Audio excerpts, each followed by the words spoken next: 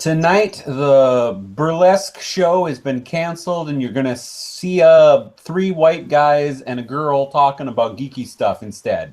We apologize deeply, but we will have naked women on at some point in the future. Oh, wait, no, we won't. This is the greatest show. I'm DJ. I'm Kevin, a.k.a. Heavy Metal. Heavy Metal. We don't want any confusion with Kevin. Oh, shit. Well, I'm Kevin.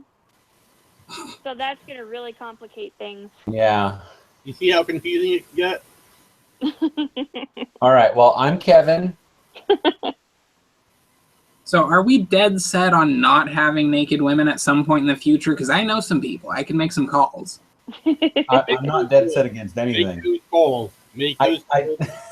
I don't know that that'll be a YouTube thing, but we can totally have a naked woman show. Hold the presses, make those calls. Yeah. In fact, go right now, Kevin. Go make the calls right now. Well, I mean, actually, it's a group chat, so... Even better. Okay, so for anyone that's confused, Heavy Metal, we refer to him as Metal. He's the one eating the sandwich right now and holding up the death coffee or whatever that is. Yeah, and then Kevin, who we will refer to, is in the dark room lit up blue because he's going to be playing a video game most of the time. Look at him. Look at him. Awesome. And then my lovely wife, Tricia, is crocheting in front of a window that I set up all kinds of goodies behind her, and all you can see is my giveaway tonight. If you put your hands down. There you go. You can only really kind of see that anyway. We don't have a Bob. We haven't heard from Bob. We don't know what's going on with Bob, so we're going to assume we don't have a Bob. Rachel will be joining us from last week, again this week, later. And that's pretty much it. We do have a chat room at tlk.io/thegreatestshow, but that's only for the live viewers because we're not on the chat when we're not on live. It just makes sense that way, right? Mm-hmm. Okay, so I posted in the group chat, and we will see if anyone's interested in doing that on a future show. Like burlesque, right? Is that what we're doing? Or is it just a naked? Well, I mean, in the group chat that is my group of friends, we have like 3 burlesque dancers and 2 strippers. So I would totally stuff virtual dollars in those G-strings. I'm more an F-string guy, so where those go?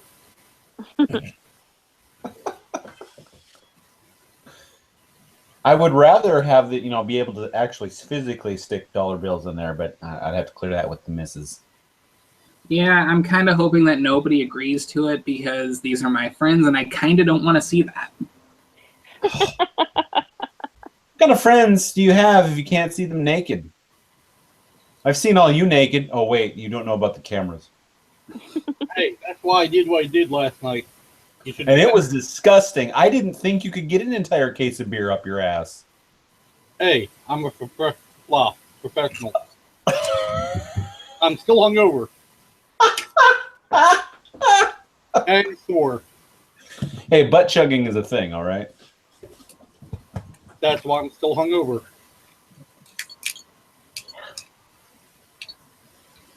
So, we are going to talk some geekiness tonight because as we are recording our show right this minute, Doctor Who is premiering in theaters and on TV. Well, I don't know about the TV thing, but he's definitely in theaters right now.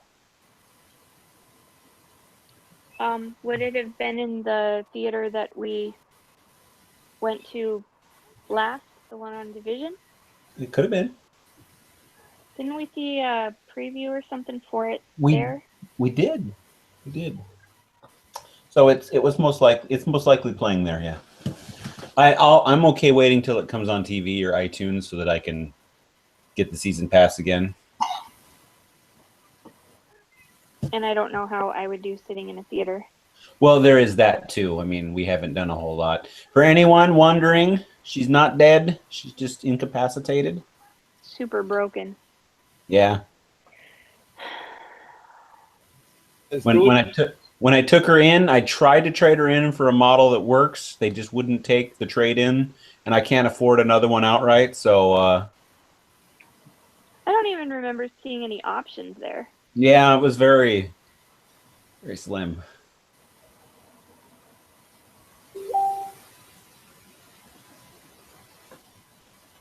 Yeah. I'd like to be traded into. I just want my consciousness uploaded to something that, you know, doesn't have a bad everything. And for anyone watching that's wondering, I would totally accept her brain in a sex robot. That kind of reminds me of the old show on Showtime called Lex. And I tried watching that show multiple times. I just could not get into it. I only saw like the first 3 episodes, and I remember it. That's it. But I picked it up. One of these days, I'm gonna get to watch it. One of these days. It might be on Netflix. I don't know. What was it called? Lex with 2 X's. Lex. Okay. I'm looking it up now. Kitty.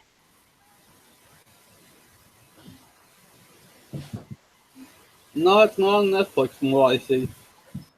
Okay. I mean, I guess it could be a. Could also be a Hulu thing. I don't know. I mean, I'm spitballing here. Well, I just kind of Googled watch Lex online. All right, I'm a little disturbed. I took off a sock and I took off the other sock, and I only have 1 sock. I literally lost a sock immediately. I don't know what's going on here. Run, sock, run. You've got your freedom. You don't have your freedom. I'll get you. Stop it.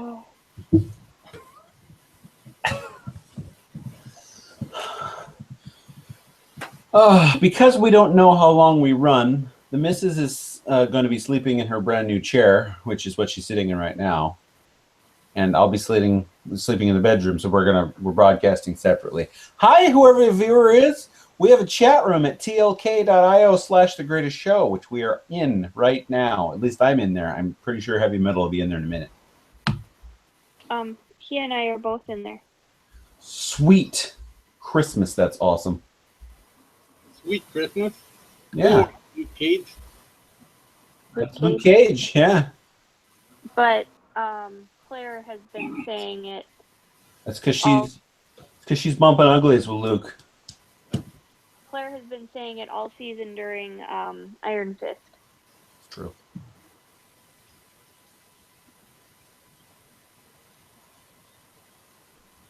Yeah. Who's talking to who over there? What's going on? Feel left out. Talking to my buddy. I'm trying to recruit him to come onto the show, if you're willing. But he works Saturday nights and he's on the West Coast, so. Oh, where we are? Where everyone but you? We have an inbound Rachel too, by the way. Cool. There she is. Sorry, I had to eat dinner. Yeah, we know. Welcome, Rachel. Yeah. Ooh, no one likes dinner. Why do you look like you're in the woods and you're being there with? Because I'm in my gaming room. Ah, and it's dark and creepy in there? It's actually nice. I like it dark. Okay. She has to offset the glaring sunlight behind me. See, I like the dark, and so I've earned the nickname Vampire for that. Sweet. We're working on having a burlesque show on in the future, and we started to talk about the new Doctor Who, which is in theaters right now. Right this instant being played. I'm not a Doctor Who fan. I'm Torchwood. Shame on you. To be fair, Torchwood is slightly better than most of the time that we had the 11th Doctor. Very Thank true. you. Well, yeah, I'm not a Matt Smith fan. I'm not a Stephen Moffat fan. I am also. Well, he writes a great single episode or an arc, but when Yeah, he runs that's the all- whole show, no. That is all that fucking communist cock-sucking son of a bitch can do. Wow. So you're a bit more vehement about this than anyone else is. I'm just saying that my opinion is well beyond the PG-13 rating that I just busted. Well, that happens. So, sorry, I got triggered. Honestly, I'm not going to be happy with the entire crew of Doctor Who until they revisit the Doctor's daughter arc. You and me both. That's not going to happen, you realize. I know, which means I'm going to hate them forever. Stop See, it. I don't even watch Doctor Who. I just was like, whatever with it. Stop. You need to watch Doctor Who. There's a bunch of Doctor Who geeks on right now. I mean, well, I could power up Netflix and watch it while doing this, but I was watching Hawaii Five-0. No, it's I not don't on. think it's on Netflix anymore. No, it's on Amazon now apparently. Oh, you're kidding me? At least I do have an Amazon account, thankfully. And is it the new Hawaii Five-0 or the old Hawaii Five-0? The new one. Sweet. Of course, I'm rewatching it, because I used to watch the whole thing, in high school or when it came out. Every Friday night I watch it, or whenever it was on. I don't know what season I'm on, but yeah, I haven't watched it in a really long time, but I have, I've got some episodes out there. I just started episode 3 of season 1, so. How? Hawaii. See, Oh, and then I was finished- talking to my friend in Vancouver about something too. She's officially doing something for me, so. Oh. Yeah. I'm apparently on episode 13 of season 5. I'm on episode 3 of season 1 right now. But you've watched it through already, you said, right? I made it to season 3, I think, until I had to stop watching it because of school or something. It's been years since I've watched it, so it's like. Well, and now you can watch the whole thing, because except for the current season, it's all up. Yeah, I know, and then I can just go on to on demand and watch the current season. Oh, some of us have some sort of expensive cable package. I do. My parents. Oh, yeah. That would be because of my parents. Just Yeah. They're like, yeah, we're having this again. You're gonna make all of us feel old. Oh no, That's you're a- probably all. No, you will be jealous of the room I'm in right now. That I'm in right now. I won't. Just remember, DJ, half of our cast lives in their parents' basement. I don't live in my parents' basement. I live in a basement apartment. Thank you. I wasn't referring to you. I was referring to heavy metal. That is because I'm going to college and I'm doing the economic option. I am a poor college. Thank you. See, I'm going to college and I'm living with my parents. When DJ went to college, we were married and we lived in our own house. Show off. See, And I I never went. dropped out of college to go live in a basement. So Yeah, I never went to college. So we also have I guess a 3-to-2 ratio of college people here. But I don't live in a basement. I live on the first floor, Second. or technically the second floor. My Our bedroom's on the condo second building. floor of my house, but I got the small room. Hey, sometimes the small room is the best room. I convinced my brother that he should have the bigger of the 2 rooms, and I took the smaller room. What he didn't realize is I had a plan for the smaller room, and I totally enacted that plan. And when he saw what I did, he's just so jealous. It was awesome. Yeah, see, the thing is, I don't have enough room for stuff that I need, for cosplays. No, it's gotta go into the closet in this room. Do you reuse cosplays? Yes, I do. Okay. everyone reuses cosplays. Otherwise, it's way hey. too freaking expensive. I reused the pants for an Anakin Skywalker one that was originally part of a Hetalia cosplay that I did, and then I'm reusing the top and the pants again for Lord Elrond from Lord of the Rings. Okay, so then maybe I need to specify the exact answer I was after. Do you show up in the same cosplay? Like, will you use that Jedi outfit again multiple times in the future? Oh yeah. Oh yeah. Okay. Oh, definitely. I will even do crossovers with it if I can. Crossovers. The Toy Stories. I've seen people at every type of con in the exact same cosplay as well. Like, I've recognized one person at 3 or 4 different events at least as the exact same thing. So yeah, same here. Yeah. Some people get really, really good at one particular cosplay, and so that's what they go with. Mm-hmm. For me, Yeah, I reuse elements of different costumes over and over again. Yeah. I mean, it's easier and it's just cheaper to do that. Yeah, I mean, why buy a new trench coat for every costume that requires a trench coat when I've already got 2? Well, exactly. But I wasn't going with the whole reuse elements because, I mean, obviously you're going to want to reuse stuff you paid lots of money for. I was wondering about the whole, I'll show up as the minion at 65 cons because you did such a good job. You just want to show it off. And then everybody's like, oh, hey, that's so-and-so. And then you wave and you're like, oh, I really need to come up with a new. Well, I mean, yes. I've done my Jack the Ripper costume at 3 different cons. I try to do a new costume every year at least. Or so. I haven't mailed your stuff out yet. No, I know. My friends are like going, when's it gonna come? When's it gonna come? And I'm just like, child, be patient before I slam your head into a bookcase. Wow. Well, and we also ended up in the emergency room again, so. I plan on packaging.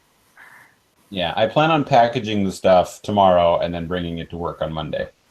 Okay. Oh. Now, the key word in there is plan. Of course. It'll go out. It'll go out. Of course.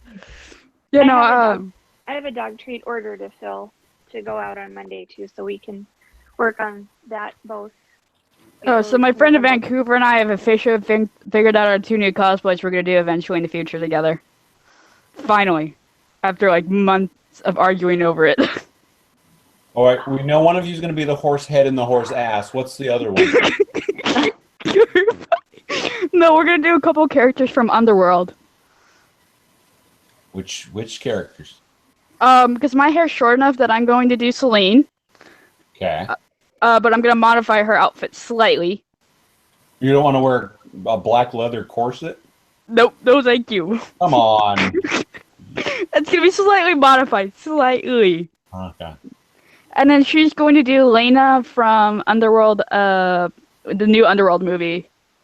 Lane? Oh, I haven't seen the new one, so I wouldn't know. I haven't either. Lena's like somebody from the Nordic, I should just put spoiler alerts on this part here. I've done a bunch of research, I guess, on this, because I'm writing the Underworld Times Reader fanfic, that Lena apparently is from the Nordic coven, and apparently she's like, has all white outfits, I guess, and is like the protege of Celine.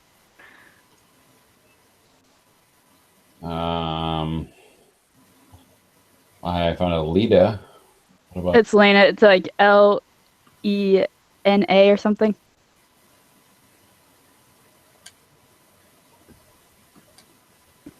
Okay, images.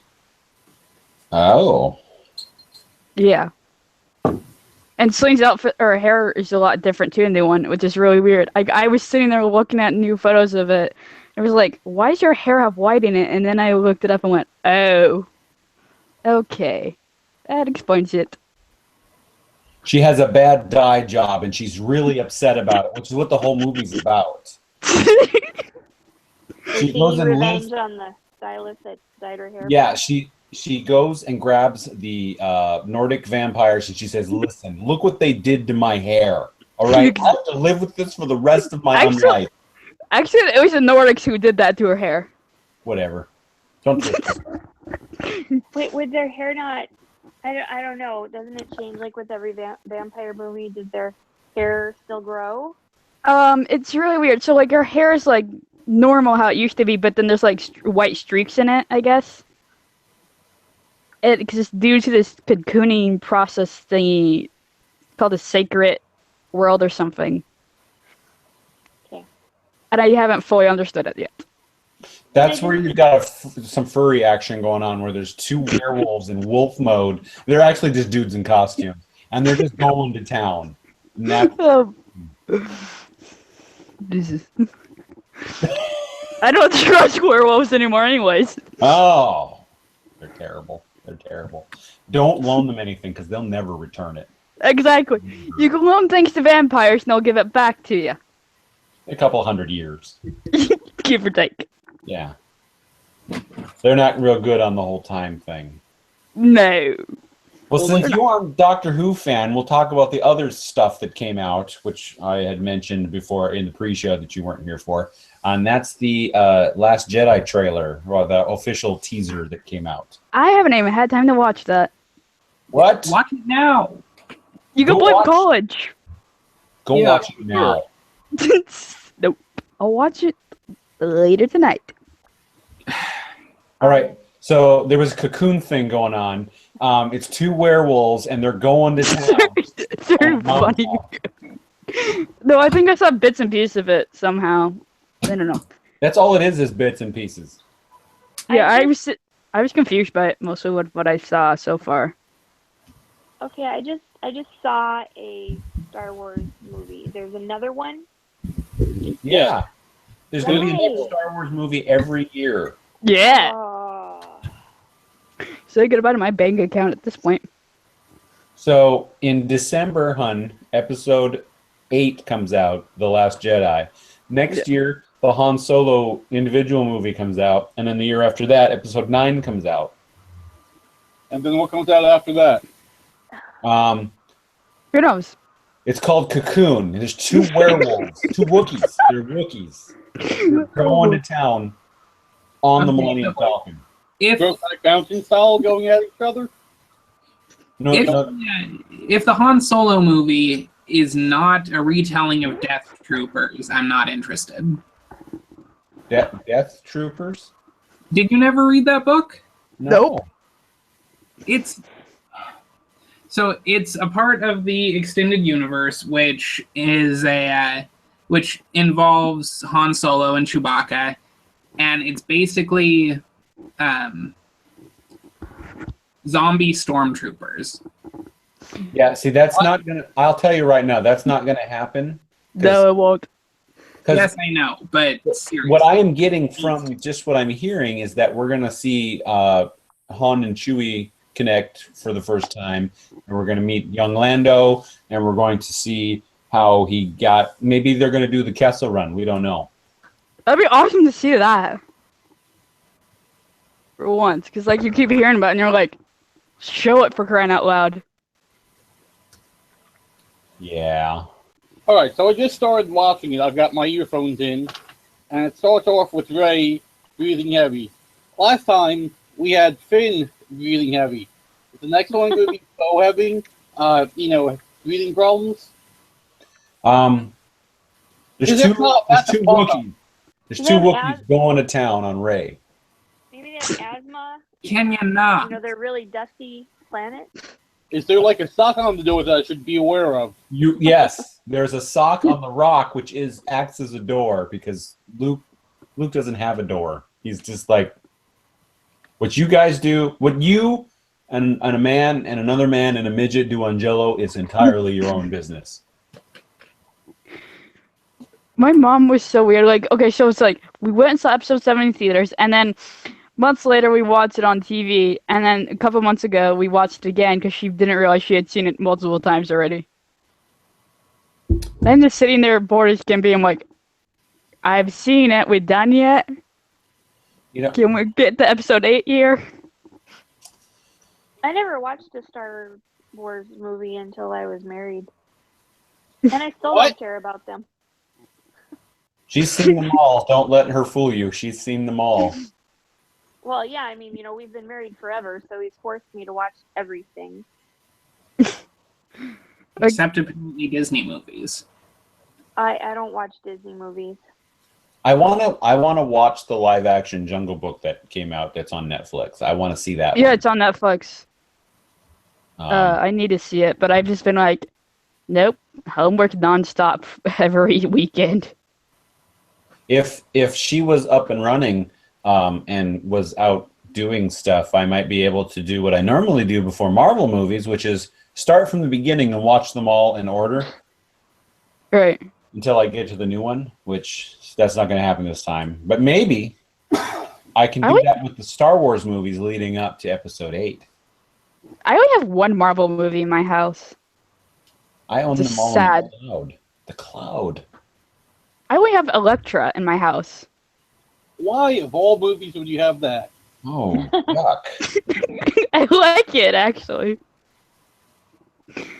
Does that one even count? No. No, it technically doesn't because it came out before the Marvel movie universe was really started. Yeah, because we don't have the Elektra that we all accept now was in Daredevil season 2. Yeah, which I'm still working on. Plus having Jessica Jones going, plus Iron Fist and a bunch of other stuff. Luke Cage. You seen Luke Cage? That's the other one. Yeah. So many of them going in, just like, oh, good God, how can I keep up with all these? And you got to get them all done before August, because then the Defenders comes out. Oh, good God. See, I've at this point decided I'm not going to bother watching any of those TV series. I'll punch you right in the liver. Well, because you've got to be watching all of them to understand what's going on in one of them. What's the point? Not really. No, so far, I've liking the Jessica Jones one. You can watch just Daredevil, and you'll get the gist. I mean, of the 4, Daredevil's the best one. See, like I tried watching, for instance, a while back. I tried watching Arrow, and there are some parts that are literally impossible to understand if you haven't also been watching The Flash. See, that's because those are different. Yeah, that's because that's DC, and they're doing things different. Yeah, DC could go die to hell, in my opinion. I've tried watching DC-related stuff to where I'm just like, what am I watching? Their first couple of seasons of Arrow are spectacular. The Flash is spectacular. I mean, I did watch Arrow like the first season of it or so. See, I watched Arrow almost exclusively for John Barrowman. I can't go from either. Well, I mean, you're not going to get much of him now, but he's not dead, but he's not on the show. Well, yeah, but I stopped watching while he was still alive, so. The reason the Flash is so good of the DC side of things is because season 1, they did something that all of us that were watching Flash, we figured they would have a slow build towards a big thing. No, they go right to a thing where you're like, what are they going to do next season? Holy crap. And then they do something bigger and they're like, what? What's going to be next? What's next is going to be, blah, blah, blah, I guess. Yeah, because you get Reverse Flash in season 1 and you get Professor Zoom in season 2. And then the Speed Force God in season 3, which is Savitar. And they've flashpointed already, which is super weird. I've never watched Flash, so You're I'm just being quiet. missing out. Of the DC shows, that one is by far leaps and bounds the best one. Really? I've heard Legends of Tomorrow was the best. No. No, I'm a superhero nut, and no, Legends of Tomorrow doesn't even. Legends of Tomorrow isn't even in the same parking lot that Flash is in. Huh? What is even Legends of Tomorrow even about? Time travel. Wonderful, Doctor Who crap again. Well, it's basically like they gave Rory his own spin-off where he's the Doctor. Which he deserved. He was the one that carried it while Matt was there. And that's true. Not, I mean, yeah. him and Karen Gillan were probably the two best things about Doctor Who for all of those seasons. Well, no, like Karen was the worst in terms of character, but best eye candy in my opinion. And, well, see, I like the dynamic that she and Rory had. She had no dynamic. She was a 12-year-old prepubescent whiny little shit. She was like, but I want the doctor, I want the doctor, I want the doctor. It's all about me. Doctor. Roy was like, hey, fuck it, I'll wait 2,000. I guess it was just that she had so many snarky lines that... It was like throwaway lines. Any other companion was better than her. I don't know about that. Jeff did have this part. Seriously, my pet Stone could be a better companion than her. This is probably not a popular opinion, but I honestly really didn't like Billie Piper as a companion. You're right. So hot. No, it's not about eye candy. It doesn't have to be about attractiveness. Any other fucking companion could be better than fucking the character of Amy Pond. The one who's the most recent one? Playgirl. Clara. Well, it's Jenna Coleman, Clara? but it's Clara. So I liked her for the most part, but I did like Amy and Rory, but I hated the Clara character for her whole love story sideline for like an entire season or more. She got on my nerves really bad. That's actually the thing that I liked most about her, in that she had an identity aside from the Doctor. She was like her own person.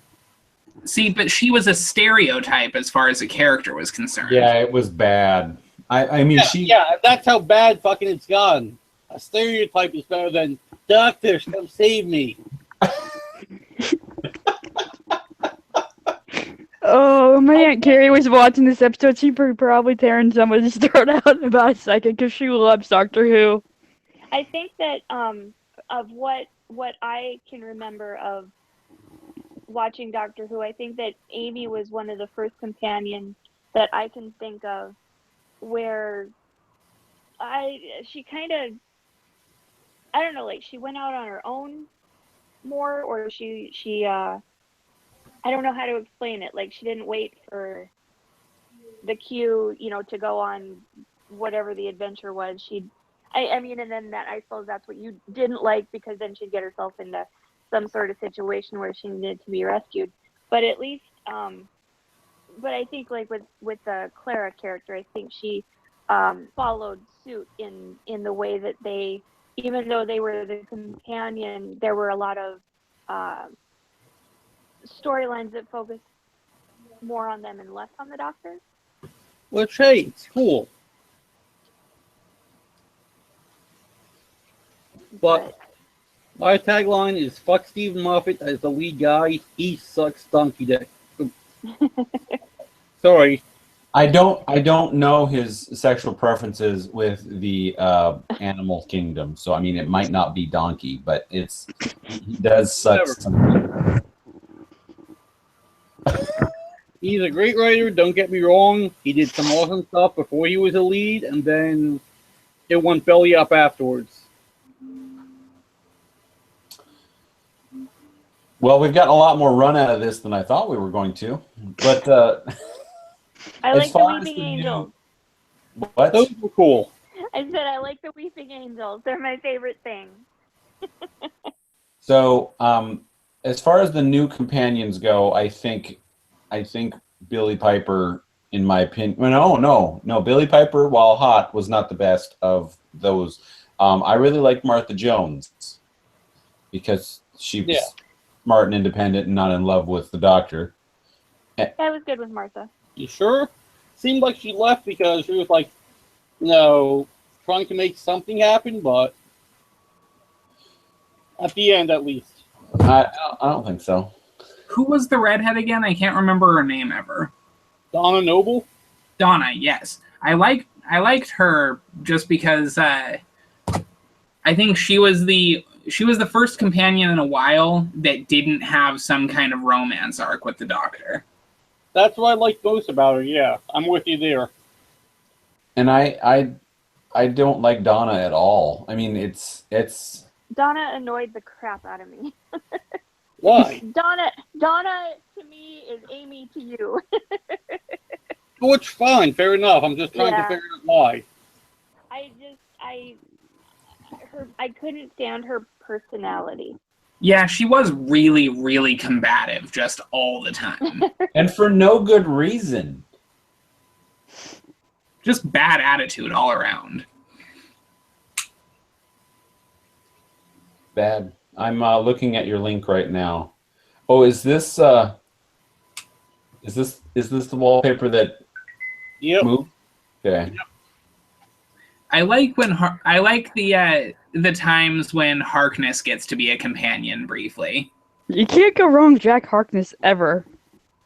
The only omnisexual character ever. Plus, just John Barrowman is amazing just as a person, too. Yeah. I've heard that. He's a cool guy. Like, there was the time that shoot, and now I can't remember the 10th Doctor, David Tennant. There was the time that he and David Tennant were at some convention or other, and he just turned to him and just kissed him full on the mouth. It was amazing. Oh my god. What? Oh yeah, there were like memes and stuff up on Facebook for those. The one when we had John Barrowman here, Matt Smith would have been the Doctor that was here. But River Song was also here, and so was Rory.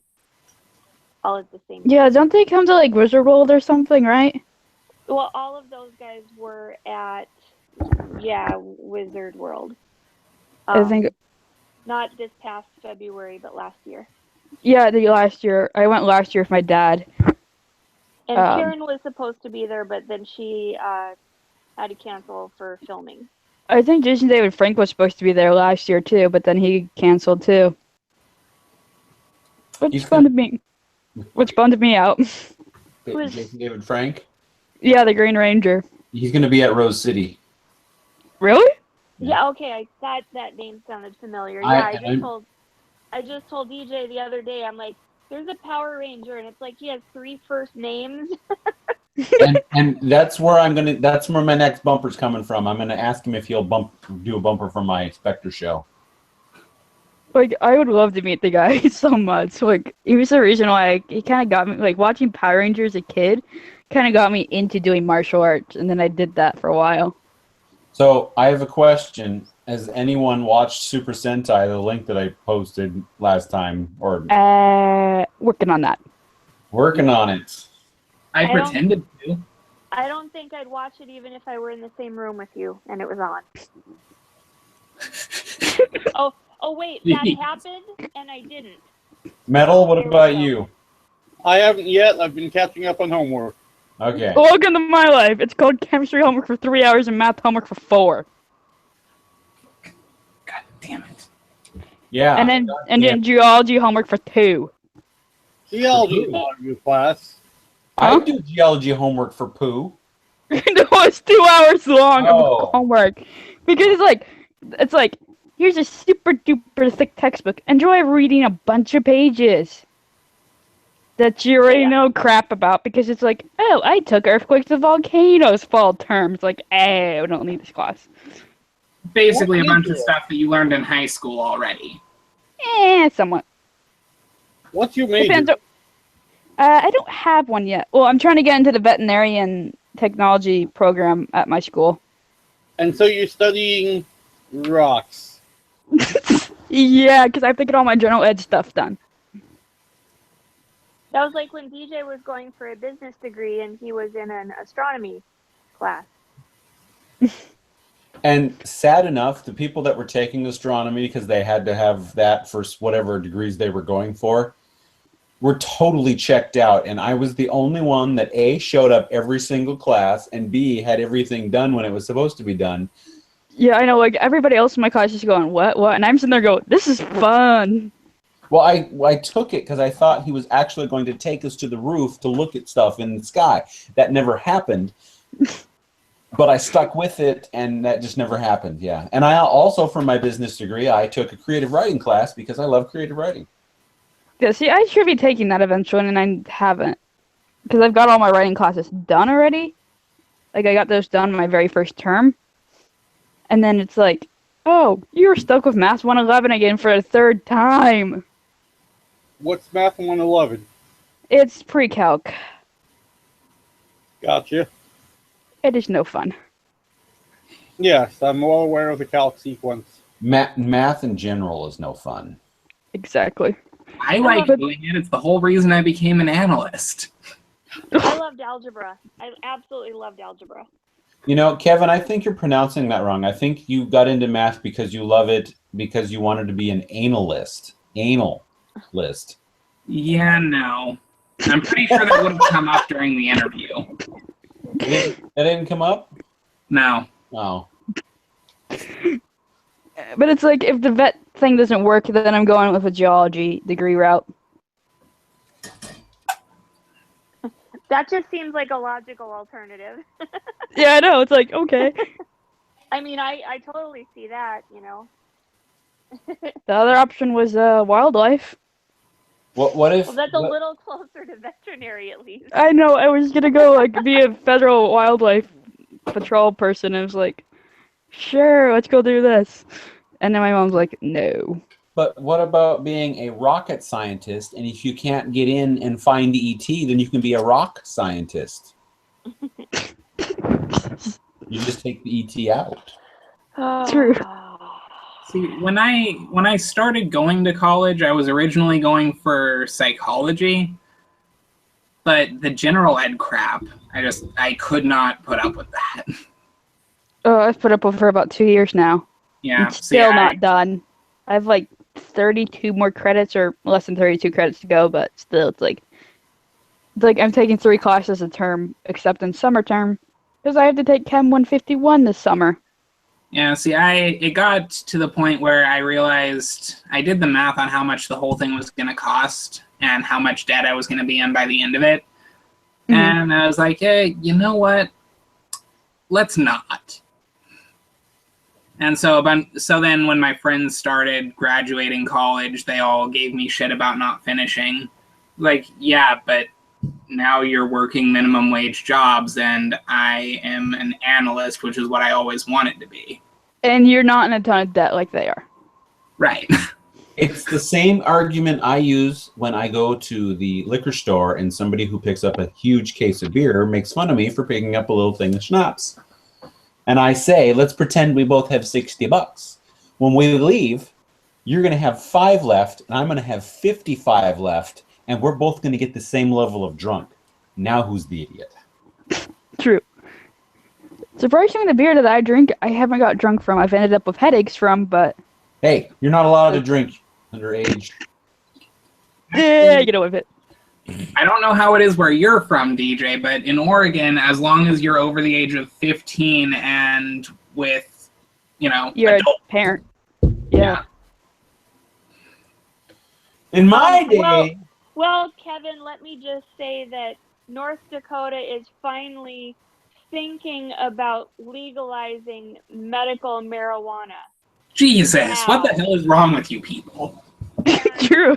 Hey. And they don't allow stores to open before noon on Sundays, and pharmacies can't be opened unless they're owned by the pharmacists themselves.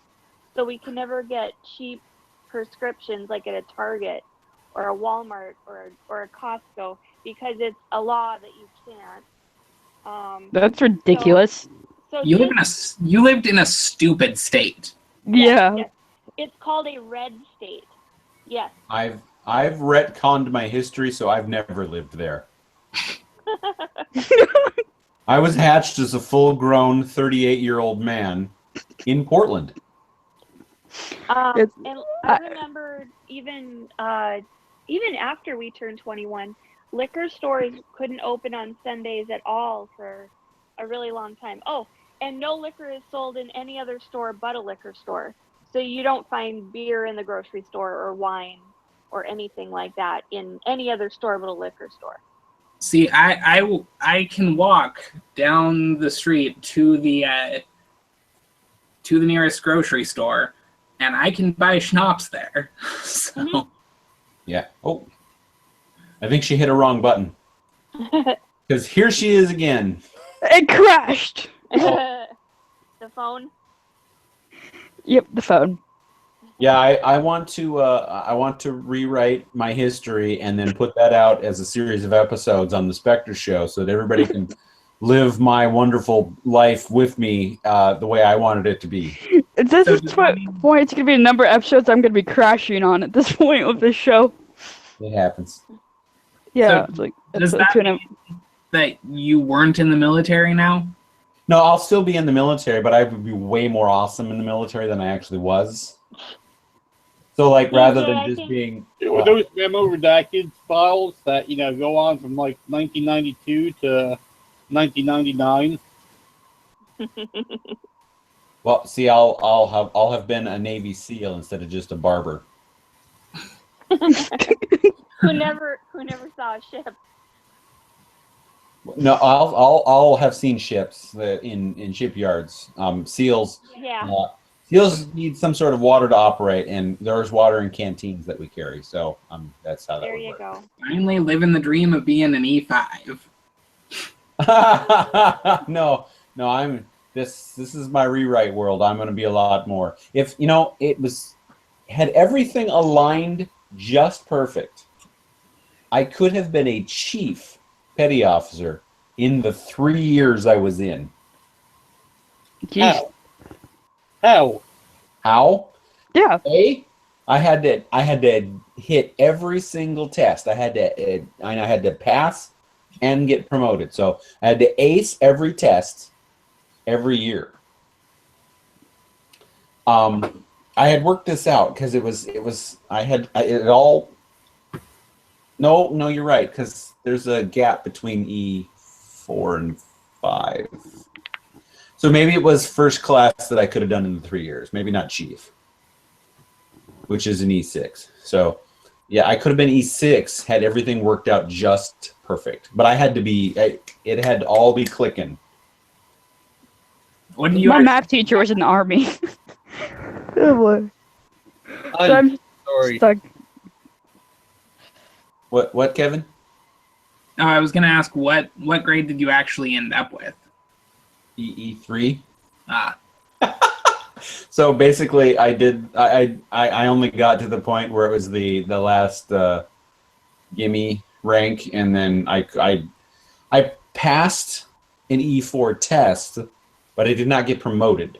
And then the second time I passed the E4 test, or second time I took the E4 test, I didn't want to take the test because the day I would have been promoted from that test was the day after I got out of the Navy. So I told them, I don't even want to take it. And they're like, you had to. So I took it in 1 minute and 28 seconds. How do people do that? Well, it's just a series of bubbles you had to fill in. So I made some nice designs and I walked it out. So I was the fastest E4 test that day. The fastest E5 test was taken by Frankie Hernandez, also getting out the same day I was. He managed to take his in just over 1 minute. The fastest E6 test that day was also a guy in our getting out, not the same day, but basically the same time. I don't know how long it took him, but I know it was over 2 minutes. But there were lots of us, and they were like, it doesn't pay for us to take these damn tests. All we're going to do is drag the command average down, but that's on you guys.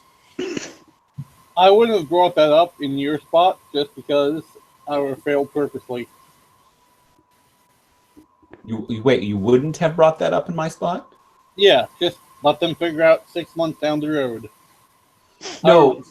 See, the admin officer was in the room with us, and I walked my test up just after they made us start, and he's like, what are you doing? And I said, I asked not to take this test. He's like, you didn't ask me. I'm like, oh. If I'd known that, sir, I would have totally asked you. But they made me take the test, so here you go. It's like, see ya.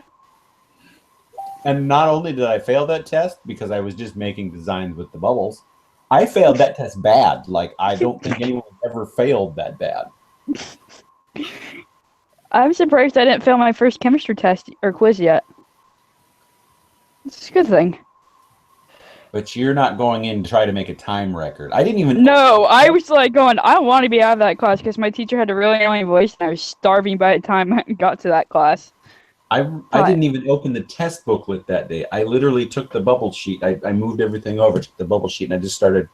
I only answered one question in each one. And I, like zigzagging back and forth and then like all B's for a while and then zigzagging again. And it was crazy stuff. It's like, because I also had to take the shuttle. I was like, I want to get food before I take the bus home. And then I'm like, oh, wait, I'm super broke. Welcome to golf. By the time I got done with the test took me like half of the class period, but because it was like multiple questions, like 2 pages or something. I had to take a... I was gonna say, I guess I did go to college for 6 months before they were closed down for embezzling money and forging student signatures on student loan paperwork. How can they forge a student's signature? How? It's very easy. Yeah, they took out student loans on all kinds of people that never. Anyway, so I guess I did go to school for 7. Let's see. Oh, probably about 5 months. But it was a private business school, so it ran differently. And but while I went to school, I also lived in my own apartment and had a full-time job. Damn. And then, I mean, yeah. And then when my college closed, that's about the time BJ and I got together, and the end. Then I became a barefoot pregnant housewife. No, wait, nope, that didn't happen either. Just became a married person. So, I had to take a test last week for the analytics thing that they made me do.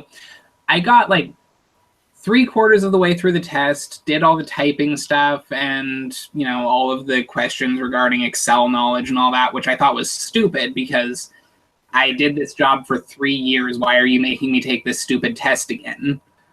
And then there was a break period so that I could go and get lunch and stuff. And I went up to the HR person, who is also one of my best friends. I was like, hey, man, why am I having to take this test? Is there any way I can just skip the rest of it? And I was like, you know what? I'll just upload your scores from the first time you took this. Wow. Like, Oh my god. why didn't you just tell me to begin with? How long? You said 3 years. Yes. You took it 3 years ago, right? Okay. Yeah, so my scores from the first test 3 years ago got me a 79%. I'm pretty sure that if I had actually sat through and did the whole thing, I probably would have gotten 100 since since they designed that test based on what I was capable of doing. Yeah. Since I'm the only RTA when they designed the test. Right. Surprisingly, I was able to learn Excel this year, like, because I took a class with it, and I had, like, in the past, I had my dad help me with it, but I get really frustrated over it, and I'd be, like, wanting to kill the computer because I was so confused about Excel. And then I took a class on it this last term, and I was like, oh, this makes all stupid sense. I've been trained on Excel, and that is the greatest program that has ever been created. I can do everything in Excel. In fact, I would prefer to do everything in Excel. Yeah, see, Excel is fantastic, and I love using it. And, I mean, I taught myself how to use it, which is why I think it's hilarious when we get interns who have just gotten their, bachelor's or master's degrees for analytics and stuff, and they suck at it. It's always hilarious to me. And then, like, I had to learn some new system called Access, and I was like, what is this stupid... No, Access is bad. Access... It was new to me because I had never heard of it, so... It's bad. It's terrible. It's a database thing. It's awful. You know, I saw no point of it. who prefer to use Access over Excel. It's kind of a personal preference thing a lot of the time. And those people probably like to get drilled in the butt on a nightly basis. Not with a penis, mind you. Just drilled in the butt with random objects. Nightly. Trust me, I was like, when I was doing Access stuff, because I would have a test on it about every other week or so, or like it'd be Access and Excel at the same time test, be like, good God, can we not do this? It was just like, I'm done with Excel and stuff like that. I was just like, I'm never doing it again because I don't need it. You do need it. You use it for everything. I used Excel to run my business, and the lady that I work for now uses QuickBooks for the same thing that I use Excel for, and I mean she doesn't know Okay. Excel, which is fine, but it seems like QuickBooks is just a really, really difficult tooth pulling version of Excel to me, because if you enter something wrong, it's like you can't just delete it and start over. You have to go through this gigantic process of reversing your mistake, and it's, I don't know, it's just dumb. So I like Excel. See, and I like Excel because I can get DJ to help me with it when I help. The way I like to describe it is QuickBooks is to Excel as Dreamweaver is to HTML. Ah. All right, I gotta go because I gotta deal with some stuff. Well, Okay. then we'll see you and probably next weekend. Next Yeah. weekend, definitely. Bye. Bye. And just to close out the Excel conversation, as a supervisor, I have a spreadsheet prototype. It needs about 4 or 6 hours more work to do what I would have planned on having it do, and that would be basically creating all of your paperwork based on the schedule you make automatically for the entire week, with almost no having to type anything in. I mean, you would literally just press a couple buttons, it would print, it would set everything up for you, and you would just print. But alas, that's locked on a USB drive now, and I will not be releasing it for anything less than multiples of thousands of dollars. See, I did something like that similar with character sheets a while back, where I set it up so that all you had to, it was like a D&D character sheet where all you had to do was enter in your character's like race and class and basic stats, and then everything else would autofill. I wanted to take the Blood Sisters from Sanguinus.com, when they had the first game that I played of theirs, they had a spreadsheet, and as you were putting values in each of the positions, it was tallying it all up, and you were only allowed to have so many total points based on a certain age your character was. So, and I looked at all their coding, and it was just awesome, because it wasn't just basic math. I mean, there was all kinds of shit going on there. So you would put in all your stat stuff, and it calculated out your willpower and your health and all the variable stuff. It also did some other things, and I don't have a copy of that anymore, but I wish I did. And it basically, and I asked them about it, and they're like, yeah, if somebody sends in one of these that doesn't fit into the parameters, we send it back and say it's not done yet, and then explain why. And people just kept trying, because everybody wants the special character that everybody wants. Well, I know we're playing Star Trek and we can't be Borg, but I'm going to be a Borg that's not separated from the hive. No, that's wrong. No. That's an automatic no. I want to play a dog who's sentient. No, you're done. No. What about no? Just stop right there. No. Yeah, I've had to deal with a lot of those people. They did in their second game their explanation on how to play, and then they had a link to this is how to join. So if you actually read what they wrote, halfway down, it says the character sheet to apply because you are reading the instructions. The period at the end of this sentence is what you click on to join the game. It was a tiny little dot, and it didn't stand out at all. So if you clicked it, so then the first time I'm reading it through, I'm like, I kept reading, and there were more instructions, but it didn't really relate to the game. And then I clicked at the big join here link at the bottom, and you click on that because I wanted to see what it did, and it says it takes you to a page that says you did not read the instructions. Ah, It was nice. blank. As soon as I applied, I sent him an email. I said, that is brilliant. Yeah. And they did ask me, well, did you click on it first? I'm like, no, I read the instructions and clicked on the period, but I wanted to know what the other thing did. Totally awesome. Totes awesome. Well, we're in an hour in.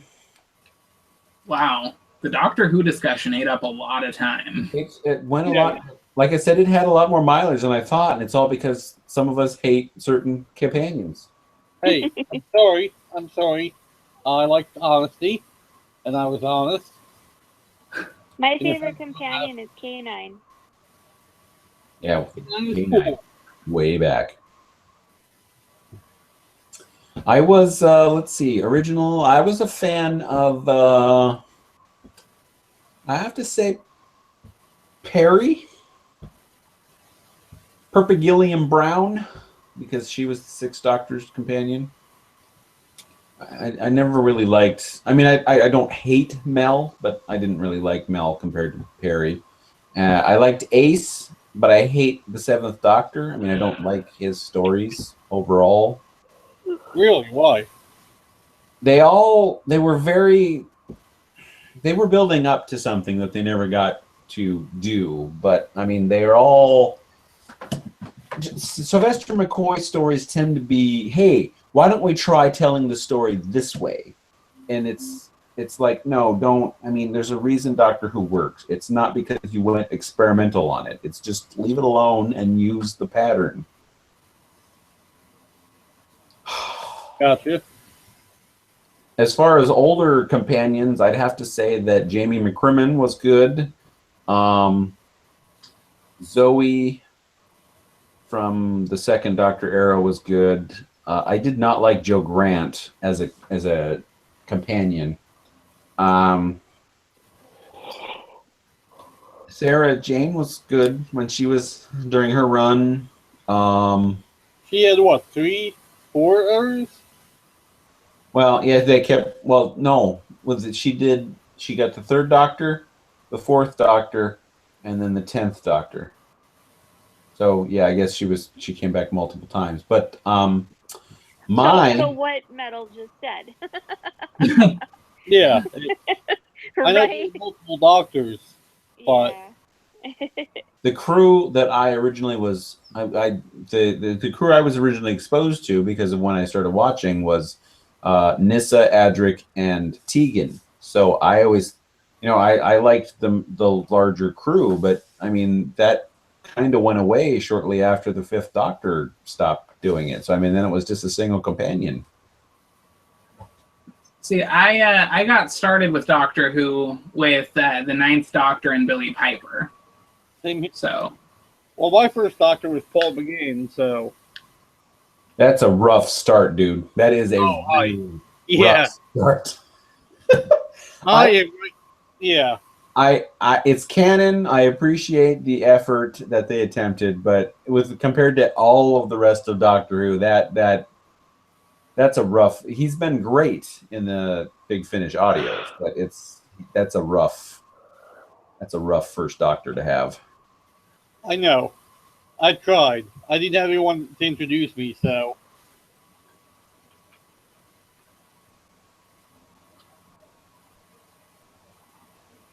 We're watching you, Kevin. what? We're watching you. Okay. I just upgraded Grand Moff Tarkin to 6 stars. Oh, hey, yeah, I gotta check because I probably got bonus energy to spend. So I started in Star Wars Galaxy of Heroes. I started that AAT tank raid. Mm-hmm. Holy God. crap! Is that we're not even through the first wave. No, I This haven't played today yet either.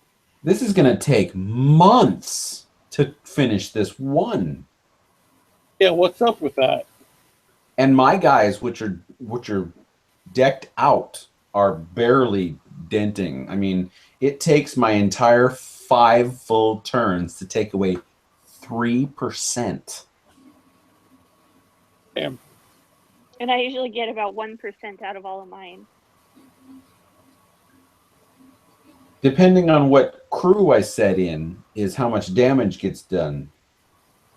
Normally, my rebel group does a fair amount of damage against the Rancor raids. I mean, my rebel group will do upwards of 500,000 damage in one shot. But in this AAT tank raid, they get wiped out fairly quickly, and it's just, in fact, I just ran them the entire time I've been talking, and they're already dead. 112,000 damage. There are all kinds of special event things that I'm trying to work on right now.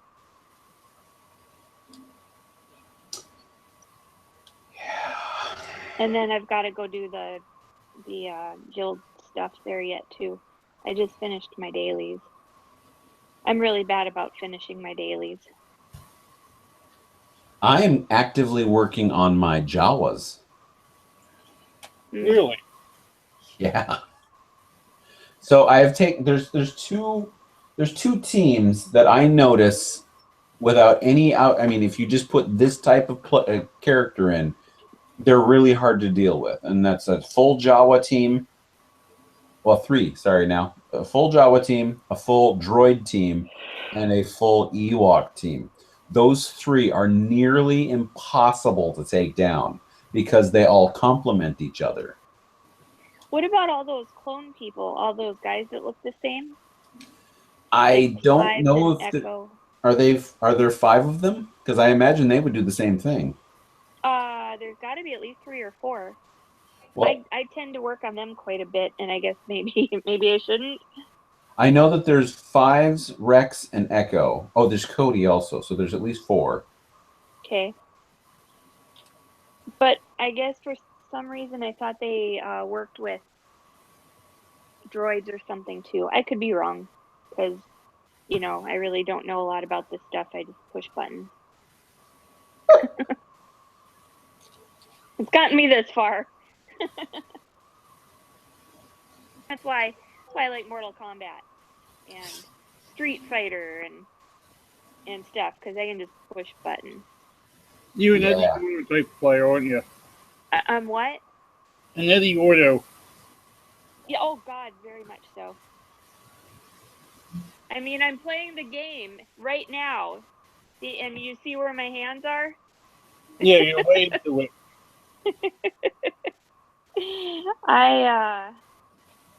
Yep.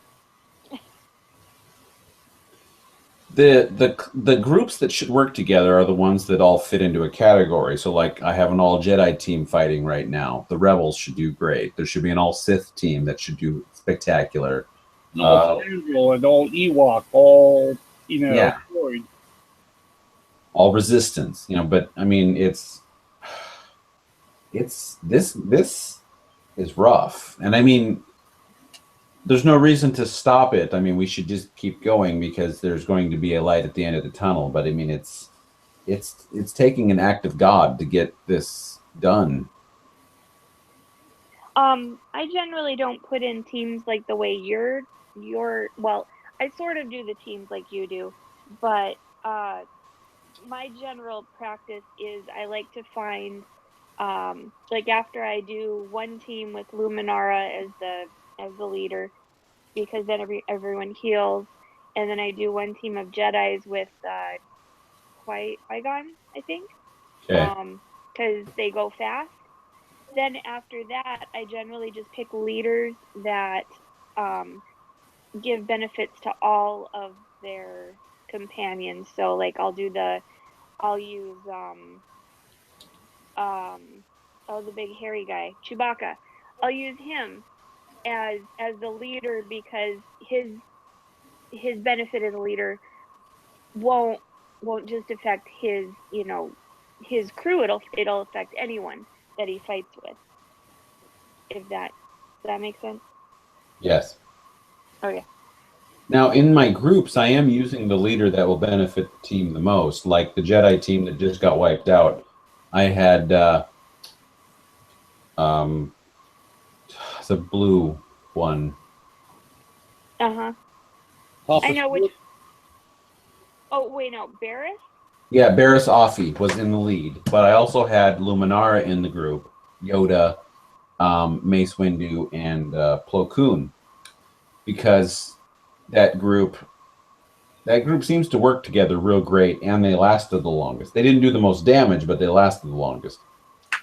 I don't even have Barris or Plo Koon unlocked. Wow.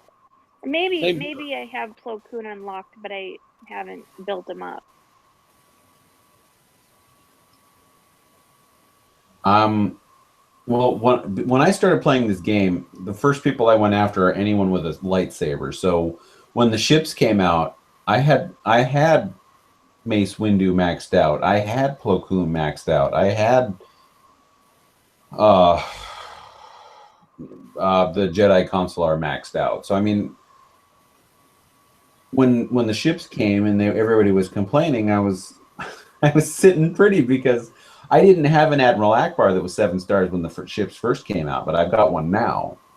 Other than working on the Jawas, I'm actively making sure as many of my tunes as possible have the purple level of gear. Now, just the base purple level. So, I mean, the higher ones have higher, but I'm about 5 or 6 shelves down now with the purple.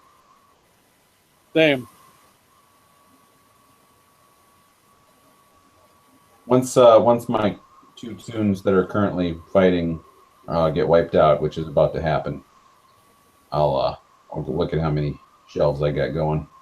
Wow, that team did 79,000 damage. That's sad. All right, 1, 2, 3, 4, 5, 6, 7. Oh, I'm working on the 8th shelf of purple level gear. And I only need 2 tunes to get that to have a full 8th shelf. Same. And on your phone, I mean, just so you remember, you have more people across each shelf on an iPhone than you do on an iPad. So yeah, so if you're looking at mine, this is the top 3 shelves right here. So I got 6 across. So you have 6 across, and on an iPad it's only 5 across. So I don't know you probably have 6 across on Androids too, I would imagine. Okay. So I always play on my iPad. I almost never play on my phone. So that's the only reason I'm bringing that up. And so that means I have 46 characters. I actually have 47 because I have a purple one lower on my list, but I have 47 characters who are at the purple level of gear.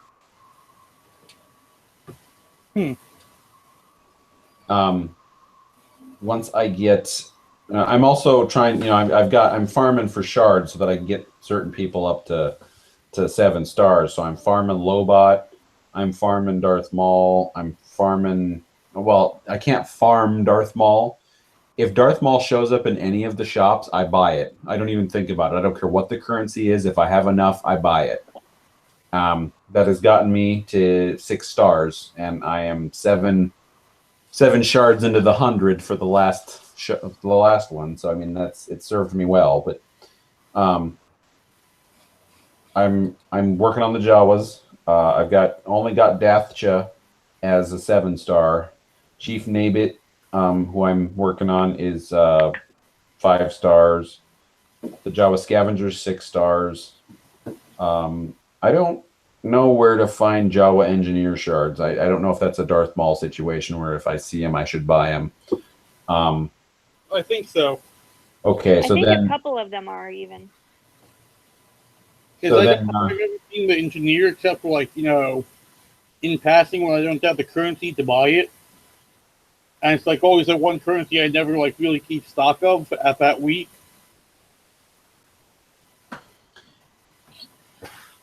I try to keep a little bit of everything, but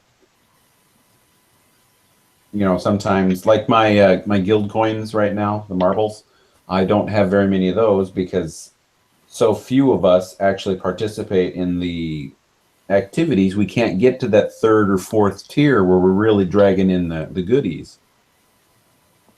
Oh, that's right. I keep forgetting about that. Where do I go activities and then Well, I go it's guild PvP activities. because we're going into Sunday, so it's Okay. PvP stuff. Oh, and I've got 2. I'm the only person that has any, which is funny. Yeah, I'll work on mine. Well, and it's only because I did my dailies. I can go in and trade a couple more.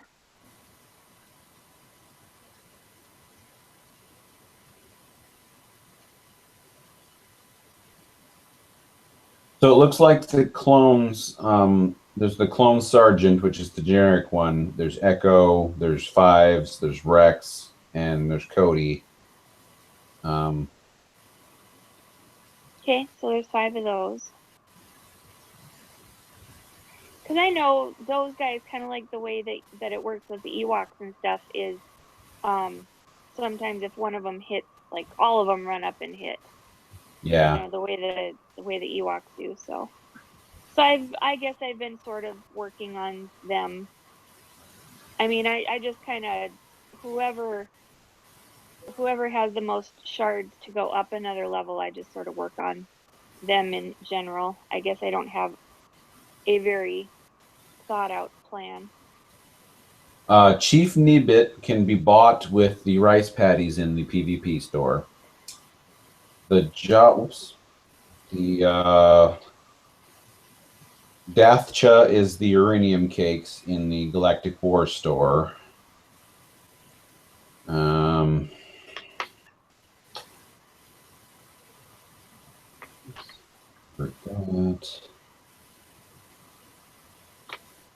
guild store, I know every once in a while the Jawa engineer shows up. The Jawa scavenger can be bought with the Cantina battle coins. And those are the only 3 that really have a regular. So yeah, it's a Jawa engineer. If it pops up, I should buy it. But with my current push for Darth Maul, the Jawa loses. So I'm looking through my allies to delete the old users. And DJ, it says your last activity was 1 minute and 3 seconds. And Metal, 43 seconds ago. I think that's funny. I get rid of anybody that hasn't been on in over 30 days at this point. and I wouldn't another guy's at 11 seconds. And I wouldn't have worked on nearly as many characters as I've worked on in the lower ranks because I wasn't building up any of the Rebels, the Star Wars Rebels characters, the ones from the cartoon, until that event came out where you could unlock 2 ships. So then I got them all up to a certain level, and I only have Bodhi Rook now that's got level 1. I haven't built him at all, but I had to go in for those events and I had to build up a bunch of characters that I had just unlocked and had nothing to do with. Let's see, who did I work on today? Kanan, Jarrus. yeah, Kanan, yeah. I have him up to 48. Sabine Wren, I went up to level 38. Ezra, level 38. Hera, level 38. Yara Zeb is also level 38 because you needed all of them to complete stuff. So I worked on them specifically today. Oh, I guess I still have one more battle here. Okay. So yeah, I worked on all of those guys today with what little money I had.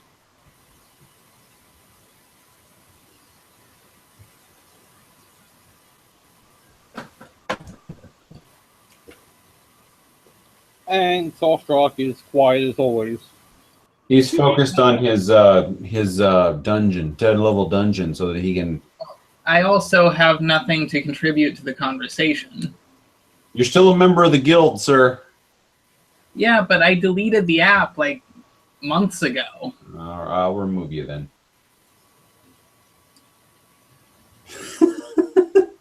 This is the only game to which I am playing actively. Like this is the one that I make sure I play every day. And I've done it every single day since I've gotten this app. See, I can't commit to anything like that. I think though you can commit to your PS4, not necessarily a specific game, but I don't even play the PS4 every day. oh, okay, but pretty close, I would imagine, or is it just a weekend thing? I mean, because granted, the only day I see you, you're playing it. During the week, I have stuff that I have to do and shit. Yeah. Like, oh, damn it, I forgot to do laundry this week. I'm gonna have to do that. Hey, ladies don't like stinky draws. Ask one. Well, no, I have more than enough clean laundry. It's just that if I go too long between, doing laundry, since I have to walk all the way down to the laundromat with the stuff, then I have to make multiple trips. So I try to go once a week, so I only have to make one trip a week.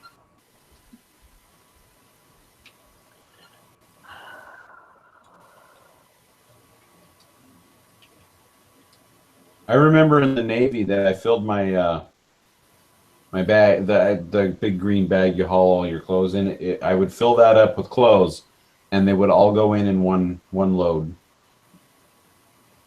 Whites, camouflage, all of it. I did the same thing, so.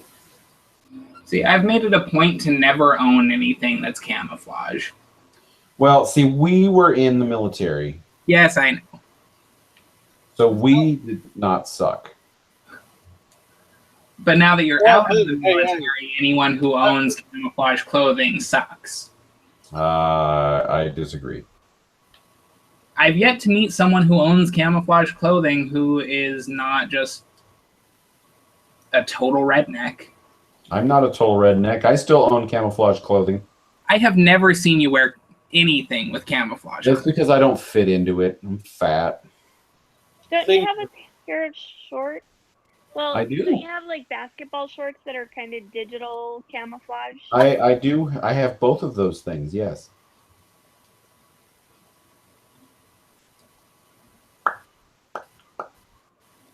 And I know that we found a couple of your old coats in the closet, but those, like, actual from the military. Yeah, the ones I was issued.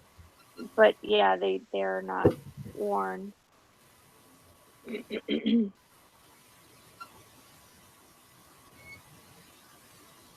I'm not sure that leftovers from your time in the military count, though. I'll punch you right in the liver. And I will punch you in the throat. Yeah, I'm not too worried about that. Well, at least not from DJ. Why? Why? Because I'm still fairly certain that I'm faster than you. Hey, I deliver mail. If I move, all right, I can outlast you. Oh, that's right. I think I said that last week. Was you were talking about you walk about 3 miles a day, and he walks like 15 miles a day. So he may not be faster than you, but he can catch up when you're done walking. I'm like the Terminator. I just keep coming and coming and coming.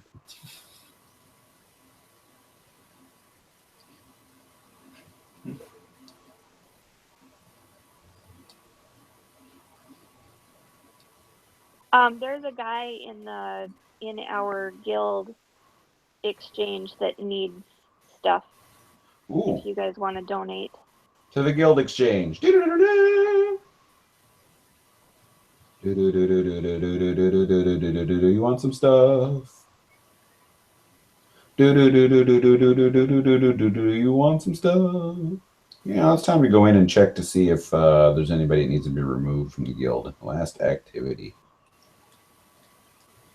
You know, from when I visited, I'm going to say that I probably could outrun DJ, mostly because he's always exhausted from having walked 15 miles a day. He's like the villain in all the movies where no matter how fast you run, they're always at their slow and steady pace, and they're always right behind you.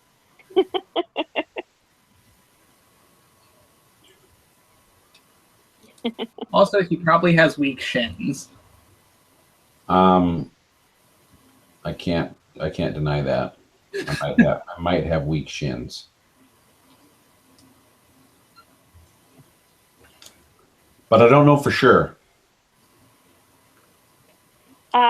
What do you need to find that out, Kevin? Should I go kick him or hit him with my cane or something in the shins?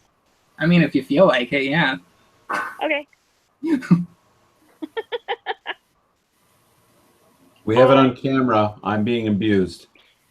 Oh, I'm sure you did something to deserve it recently. Wow. I'm going to punch you right in the liver. And take your spleen out from the side, the wrong side. Is that like the outside? Is the outside the wrong side? Maybe.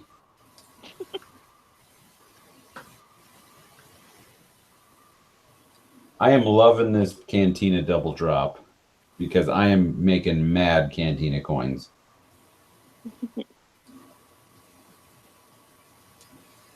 I'm fighting the piggies right now.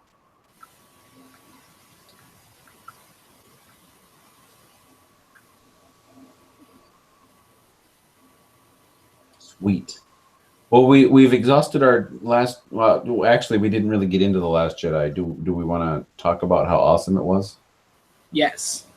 So what's the point of it? All I got was Rey's heavy breathing, and then chaos confusion.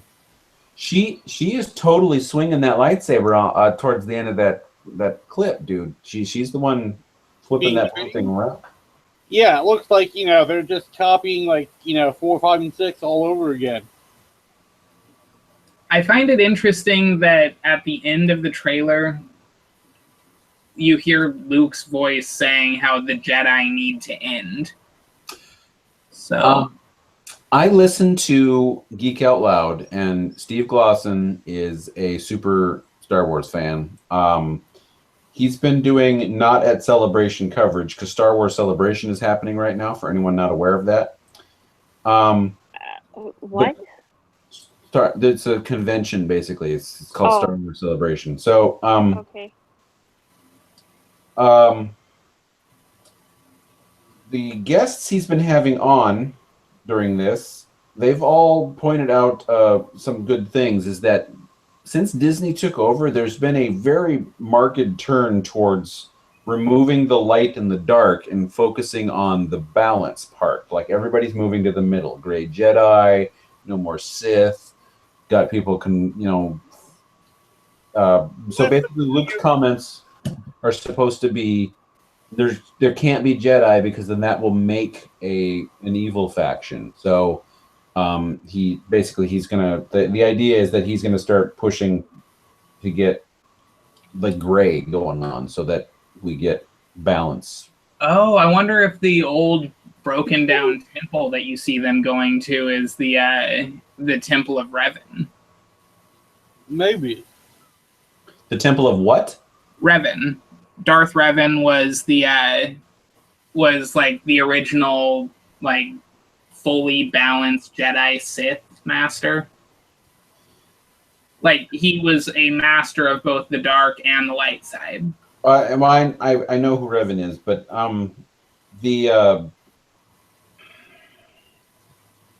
this is possible. Ahsoka Tano is a gray. She's in the middle. Yeah, but I think that it wouldn't really make sense for her to have an old broken down temple.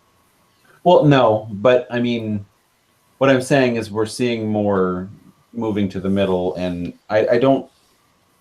I'm sure that they'll explain why Luke is making that statement, but he's. I think I don't think we're going to have Jedi in future installments. Not like 9 should still have some form of Jedi in it, but I mean after that it's all going to be grays, and I think that'll be due largely to the fact that I think Disney wants to make lightsabers of all colors, so they're just going to go hog wild with that. Well, I mean, they could do that anyways, though. The only reason that the only reason that the Sith have red lightsabers is because they use synthetic crystals, and that's just the color that those happen to be. Oh no, they've totally they've retconned all that. Well, yeah, but I mean, having retconned it, they can still use the fact that there are a bunch of different color crystals.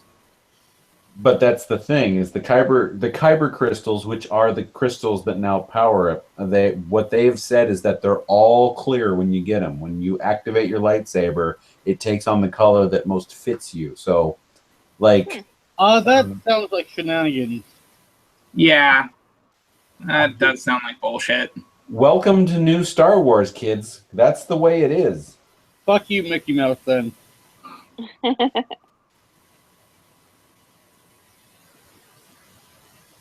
But I mean, that will allow us to have. I mean, sure, I'm sure we'll see orange coming out. Purple will be more prevalent. Things that were pointed out by other people I've heard talk about it is it's interesting that Anakin's lightsaber was always blue, but when Luke loses the blue lightsaber, he creates one and it's green. So it's the mental processes. The reason Sith lightsabers are red, or dark side users are red, is because they force the crystal to bend to their will, and that turns them red, is what the new canon is. Well, what about like black and gray and I don't know, maybe brown? Well, Yellow? Ahsoka Tano wields 2 gray lightsabers, and she is the only one so far that has them. Jedi Temple guards in the Rebels cartoon, I want to say it's the Rebels cartoon, have yellow lightsabers. So they're already introducing the alternate colors. And I'm pretty sure that after episode 9, that's what's going to happen, is we'll have everything. It'll be shades of colors even. Gotcha. Yeah, their explanation for it, though, is just so stupid. Like, it makes much more sense the original way.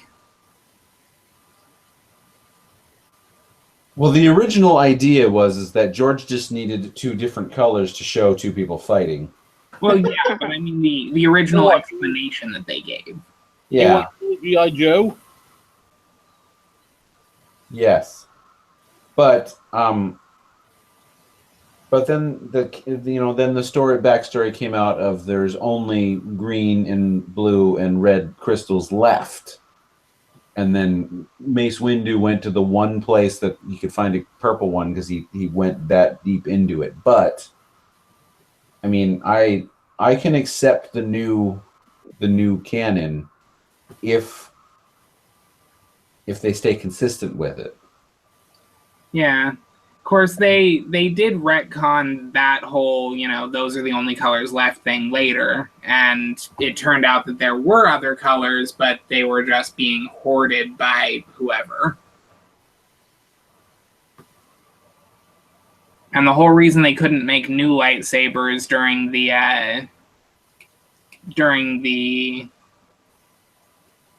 Empire or whatever was just because the Empire had a monopoly on all the places where crystals formed. Fair enough. I can work with that as opposed to there are only 2 colors left. Or it adapts to your personality. What is it? A mood ring? I would obviously be a green.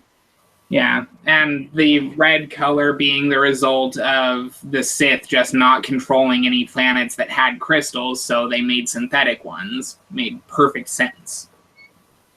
Yeah.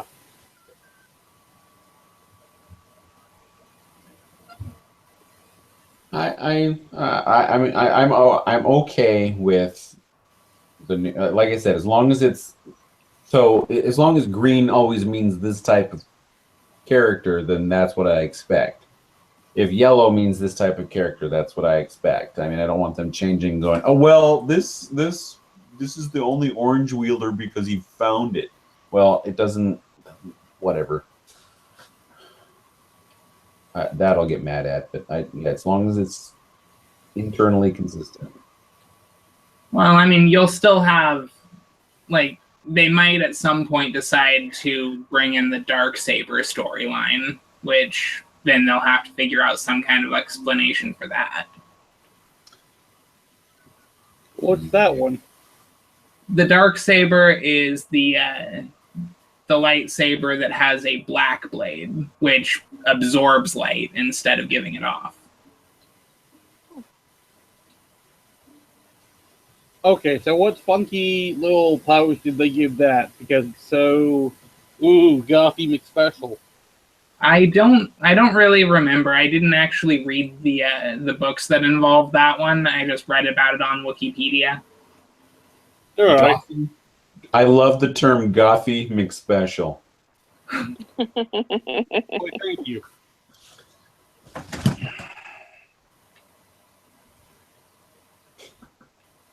Gothy McSpecial. Also, like, are they going to have to redo how they have the Star Wars: The Old Republic because of this? Because part of the Jedi storyline when you start that game is going to get the crystal to make your lightsaber. But is that still in canon, or has that been made Legends? I don't know. Since it's still ongoing, that's a good question. Because I guess there's been no official word, but I guess I kind of assume that they're just considering it Legends at this point, because Disney has made it very clear that they want to have all the shackles taken off so that they can do what they want, rather than, oh, well, George said that Peter McFly was the original Sith. Well, damn. Oh, wait, we can just call it Legends, and now we can do whatever we want. I don't know why I came up with the name Peter McFly. That doesn't make any sense. Of course, that actually really, really annoys me, because for a while when I heard that they were going to start making more movies and making spin-offs and stuff, I had really hoped for a Darth Bane movie. I'm still confident that will happen, because he's the badassiest man. Well, I mean, he's the one who created the rule of two in the first place. Yeah. That trilogy of novels is awesome. Yeah.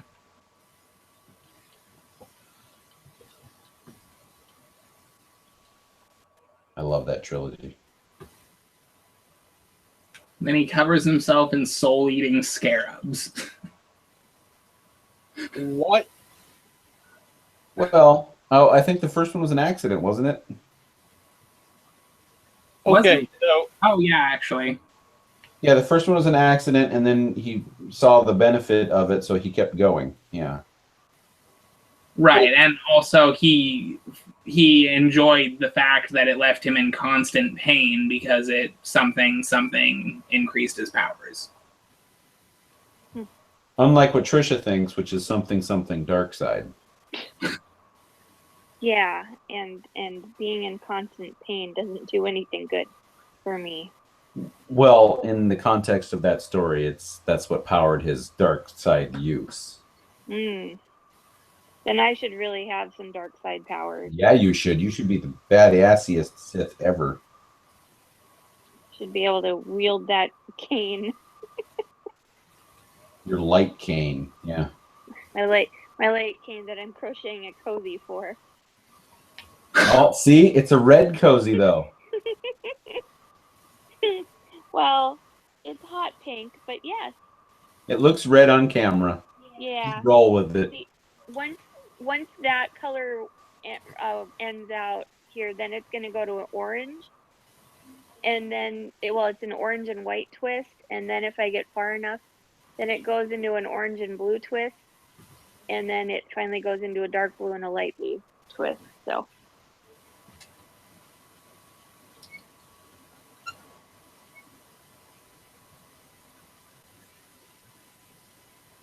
Yeah, everyone's going to fear me and my chain.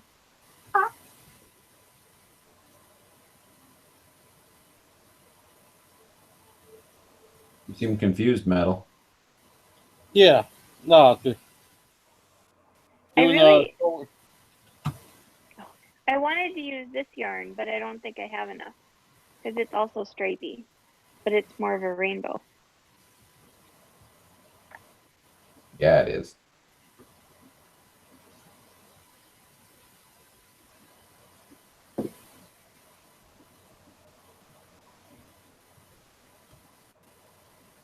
Anyway, Whoa. I'm going to go undrink a drink, and I'll be back in a moment. Is that why you just showed us your crotch? No, I just showed you my nipples. I saw some crotch in there, sir. You were dreaming, but if you want to, we'll discuss offline. Sorry. No, I don't want to, but Wow, I'm always glad that I go to bed before the end of this show. And to think I had to take her for just a moment. All right. Anyways, I'll be back. All right.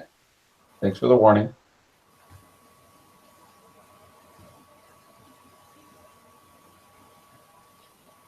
I don't think you can see her anymore, but Isis is sleeping at the top of her tree.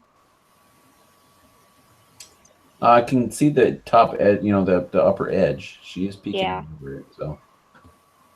Earlier, she had her head more towards this side, so you could see her ears sticking up.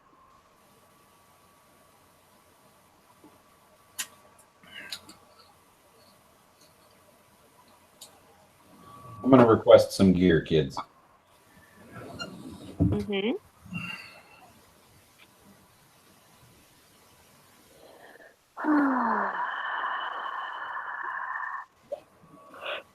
Let's see, I owed 5.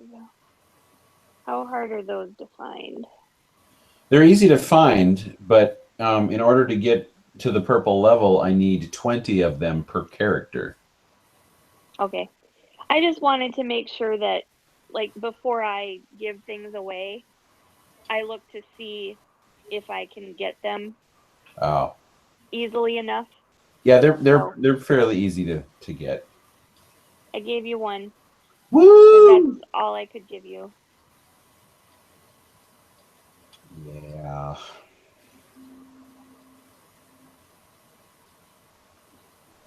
I'm working on that tank takedown. Well, I suppose I should pop in and do my last battle last battle. Because I already did the other one. The Rancor one.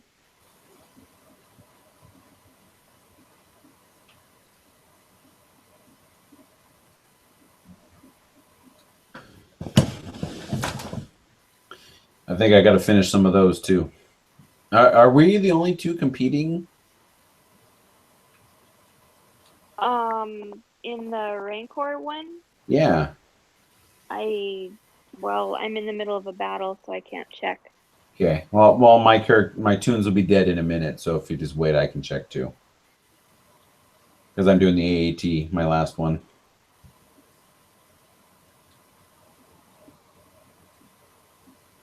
That one, I think there's at least one other person competing, but you're in first place and I'm in second place.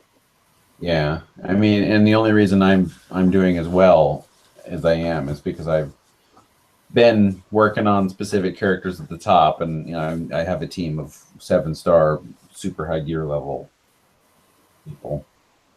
I would really like to get into the gold level of gear, but the closest guy I've got is Darth Vader, and he still has 1 more level of purple to get through. Mm-hmm. And he needs 50 of everything that he requires. And some of the stuff can only be acquired in the AAT and or the rank or higher level stuff. Oh. Yeah. So we'd have to join guilds that care. I'd have to find a guild that has people at or higher than my level so that I could start, getting some of this stuff. And we had one viewer like early on, and we haven't had one since. Very sad.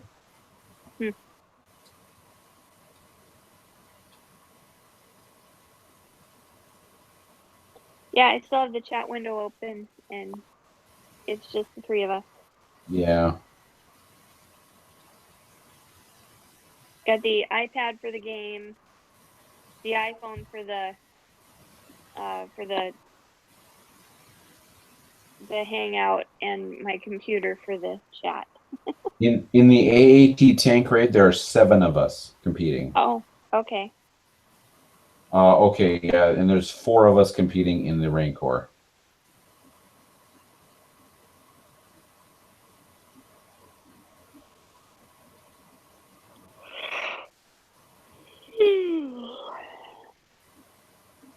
I still have 3 fights left in the tank one.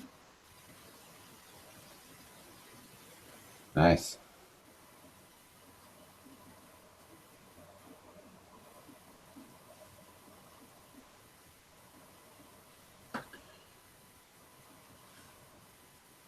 So Kevin, is there an ultimate goal to Final Fantasy 14, or is it just there's a goal, you complete it, and then there's another goal after that? Is it that type of thing? Well, it's an ongoing story. So it's closer to the goal after goal after goal then, so that they don't have to tie up everything. Kind of like it seems like the ultimate major conflict is that the place where you are, Eorzea, has an ongoing war against a huge empire to the north or northeast, something like that.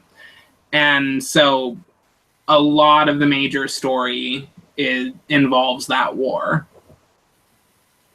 Like the next expansion, apparently, a big part of that is going to be liberating another like kingdom from the Empire's control. Okay. And I guess so probably the ultimate goal of the game, once they get to the point where they're getting ready to shut it down, they'll probably just finally introduce a final showdown between your character and the Emperor. But like there are different arcs to it. Like the original game from level 1 up through level 50 involves a lot of different arcs to it, but ultimately the whole thing culminates in a major like a coup happening. Like one of the leaders of the countries in Eorzea is assassinated, and your character is branded as the assassin, so you have to, basically flee the entire area. And then that sets up Heavensward, which was the first expansion, which is about a war between one of the city-states of Eorzea and a huge army of dragons. And then you help them broker kind of a peace agreement by killing the most powerful of the dragons, the one that is the reason that the war is ongoing. And then that leads into the beginning of the next expansion. Okay. Now, if if you weren't into, like, if you got to a certain point and you just wanted to explore the world and not participate in the quests, can you do that? Yes. It is a very large world. Because I know that the Star Wars, the Old Republic MMO, that there was that option also, and I was kind of thinking that that would be a standard thing, because like Kingdom of Loathing, you can totally do the storyline, and I don't know if they've expanded it from when I was playing, but I mean, most people that played the game didn't bother with the storyline after the first or second attempt through, and they just started. I mean, they were farming coins and all, what, not coins, meat, which is the currency of Kingdom of Loathing, and they just kind of did. You know, it was more or less a hangout, but you had a character. Yeah, I mean, there's that aspect to it. I know that in a guild that I used to be a member of, there were actually quite a few people who like focused solely on just like crafting and stuff, and never actually bothered with any of the quests. Okay, yeah, because you're going to have your crafters, and there's going to be the people that don't participate in anything, but they'll buff you before you go participate. Right, and like for myself, I typically play as a solo character, doing like even a lot of the missions and stuff that are supposed to have a bunch of other people, like a full party. I've done a lot of those solo, so it gives you a lot of freedom.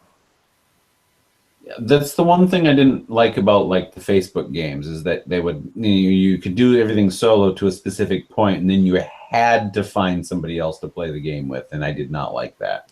Yeah, I mean there are parts that you are required to actually be part of a party for, like any of the story dungeons or boss battles and stuff. But you don't have to actually know people. You can just like enter in to find a random group, and it'll just toss you in with 3 random other people. I suppose that would work so that you're not struggling to find people. Yeah, like that's the way I usually do it. I just join the queue for the dungeon or the boss or whatever, and then just wait for people to join. And since I play as a tank, I usually don't have to wait very long. I know that when I was doing the Star Wars or the Old Republic MMO, my biggest problem was I was doing a Jedi class that was more cerebral. So I had a green lightsaber. Basically, I chose it specifically because of the green lightsaber. But every time I had a super battle to take on, I always had to go find somebody wielding the blue one to come help me. It was ridiculous because I couldn't do the sufficient damage to them to accomplish the goal. Yeah, see, for most of the, like, almost the entire game can be done as any class, which is super useful. So, like, when I'm out in the world, just, like, grinding or just whatever, I typically play as a DPS because, it lets me kill things faster, and they're just, a lot of times they're more fun to play. But if I'm going to do something that requires me to be in a group, I'll usually go in as a tank because the rotation is pretty simple, and I don't have to wait as long for the queue to be ready, because there are way more DPS people than there are tanks or healers. So if you're playing a DPS, you have to wait a lot longer for a queue to open up. What does DPS stand for? Damage per second. Gotcha.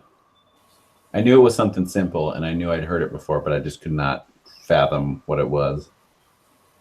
Yeah, like in Final Fantasy right now, before the next expansion releases, there are 3 tank classes, 3 healer classes and 1, 2, 3, 4, 5, 6, 7 DPS classes. Now, does each one of those in those classes, do they have like an initial specific storyline? Yes. Okay, so that, because in the only experience I have with an MMO is the Old Republic, and if you chose like the Jedi I did, you went through a very specific thing, and I know that the blue lightsaber one went through a different thing, and if you weren't Jedi, you went through a different thing. So then that's basically the formula then. And then at some point somebody asks you to find and kill 10 rats. Not exactly. With the Old Republic, what class you chose impacted like the entirety of the storyline. Whereas for the for Final Fantasy, the class that you are has its own quests, but they're a different type of quest than the main story. So they're kind of like side quests, but they're required in order for you to unlock abilities and stuff.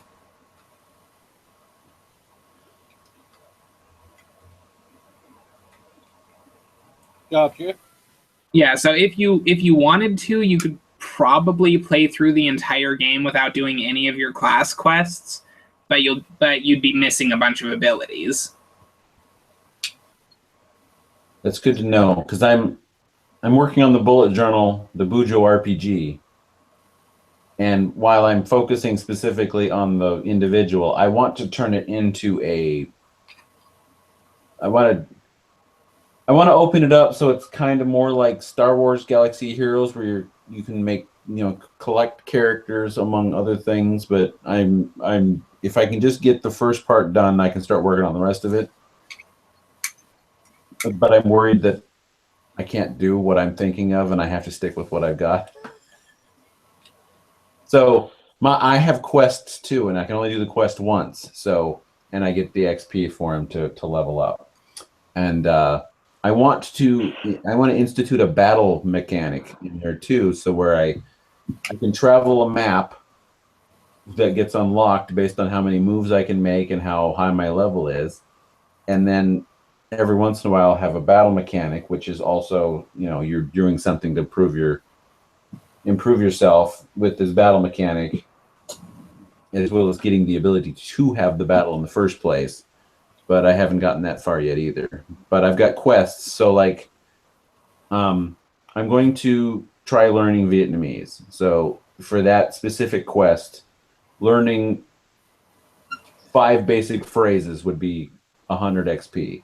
And then from that point, I would have to learn 10 basic phrases, and that's 10 on top of the 5 I already know for 200 XP. And it would just get bigger and bigger from there. And then like the last one for 5,000 XP would be being able to have a conversation in Vietnamese, for instance.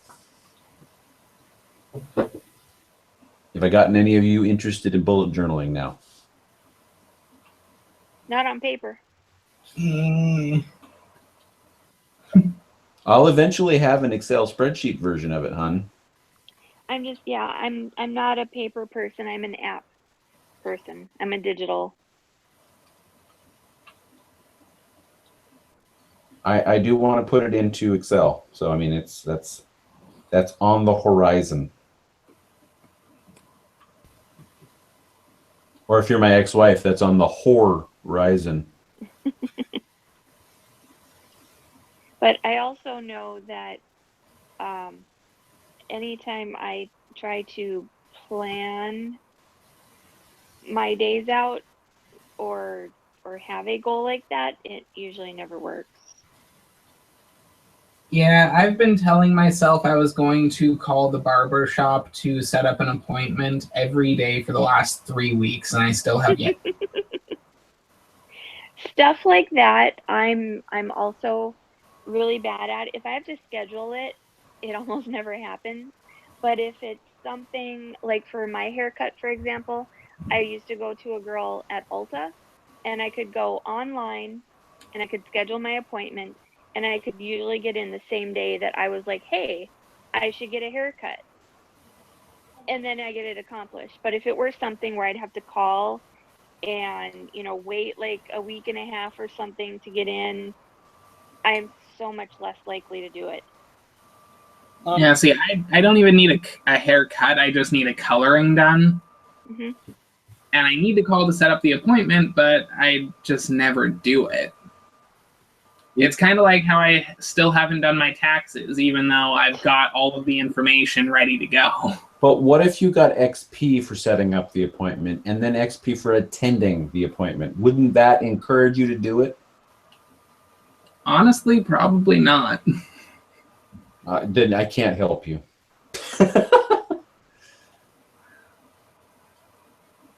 Well, when my mom and dad were out here the other week, I kept telling my mom she should go to the girl here that's gonna cut my hair because she's never happy with the haircut.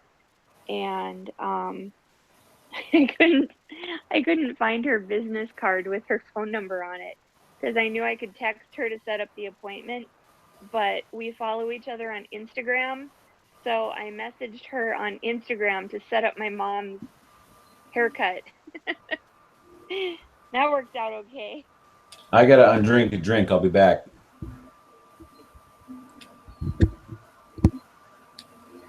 But yeah, I don't enjoy setting up appointments for things, period. Oops. I ran out of It's money. just no fun at all. Like, I know, well, let's see. On my, and like DJ talks about, you know, writing stuff in a journal. I hate having things on paper. I like having them on my phone, on my whatever. And so, I had a chiropractor appointment scheduled on Friday, but we ended up in the emergency room instead, so that went out the window. Plus, I was supposed to volunteer at the Spring Beer and Wine Festival on Friday. That also went out the window. And then on Monday, I'm supposed to be part of a conference call, which is for our lawsuit against the people who built our condo. And then I go to the doctor on Tuesday. So what is the lawsuit about? Construction defect, basically, for the entire building. The building you're currently living in? Yeah. Huh. Yeah, they did a piss poor job of absolutely everything on the exterior of the entire building, and it's rotting away and falling apart, and yeah. So this lawsuit started last February, like over a year ago. Damn. So they've had the condos on the opposite end of the building from where we live have all had repeated water issues with water coming into the condos through around the windows and the patio doors and stuff. And so they've had to have a bunch of stuff on the outside of the building on that end fixed on an emergency basis. And they've told us that none of us can use our decks because they're unsafe. And that's been a year. And and so just let's see, it was just last week that the experts, the architects and stuff from basically us and the defendant side met with a mediator on Thursday. And so we're at the point where we're going to well, we have a court date, which isn't until October, but there's also a mediation date ahead of time. So, you know, if they decide they want to settle out of court, we can do that. And if they want to drag it out, then we have a court date set for October. I'm surprised they haven't evicted you. How can they do that? Oregon is a sucky state if you're a tenant. We're an owner. Oh, I didn't know that. Yeah, I we- own my condo. Yeah, we totes own Yeah. this. Yeah, this is 100% ours. Ah, okay, never mind then. And nobody owns more than one condo in this unit. Every condo is owned by either the people who live in it or a person who has bought it as investment property. So, of the 9 units in our building here, they are owned by 9 individuals, basically. Gotcha. So, Okay, yeah. so that makes sense then, because like I know that like since I rent, there's no way in hell that I would sue anybody who had control over the place I lived in. Right. And so for us, there's 9 units, 4 owners, 5 renters. And that right there is against our HOA rules because there should only be 2 renters in the building in its entirety. But regardless, the 5 renters are not the ones suing. It's their owners, the people that they're renting from, that are part of the lawsuit. Okay, so it's a whole class action thing with everyone in the building being involved. Correct. Okay. Yes, it is. Okay, see, at first I thought it was like just you two were suing the... Oh. Nope. It's the entire building, class action, all 9 units.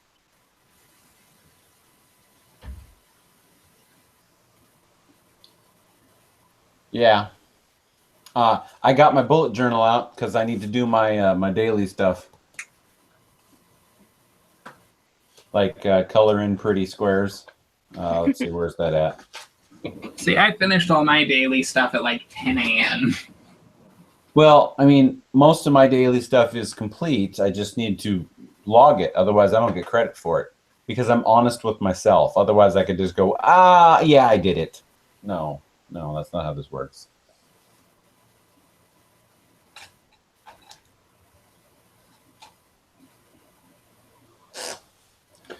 Let's see, and we're... Oh, that's right. That one's dry. Oh, so on Netflix right now, they currently have Midnight Meat Train on there. If you haven't seen it, you should watch it. Yes, that is definitely a good movie. Yes. What You is... guys watch? And no, it's not a porno. What? No, what is... What is the Midnight Meat Train? Now that you thought about it. You take it, Kev. Okay, so have you ever seen Hellraiser? Or are you at least aware of it? I am a huge Hellraiser fan. Okay, so Hellraiser is based on a short story titled The Hellbound Heart by Clive Barker. Okay. Clive Barker also wrote the short story that Midnight Meat Train is based on. He also helped direct the movie. And it is on par with, if not better than, Hellraiser. Mm. Plus, it's got Bradley Cooper and a couple of other big-name actors in it. It's got the guy who played the Juggernaut. Shit, what's his name? I'm the Juggernaut, bitch. Right. Who was also the same guy who played Bullet Tooth Tony in Snatch. Vinnie Jones. Yes. Also, the female lead is famous. I can't remember her name, though. I'm looking it up now, so I'll get back to you in a moment. But in case you don't know who Clive Barker is, he's basically the Stephen King of the UK, except better because he's actually a good writer. Yeah. I guess I knew the name, but I didn't know. I probably knew the name and associated him with horror. Yeah. And that's probably as far as I got with my knowledge. Yeah, the book that both of the short stories are in is, I think, volume 1 of his Books of Blood series. Which, just a sec.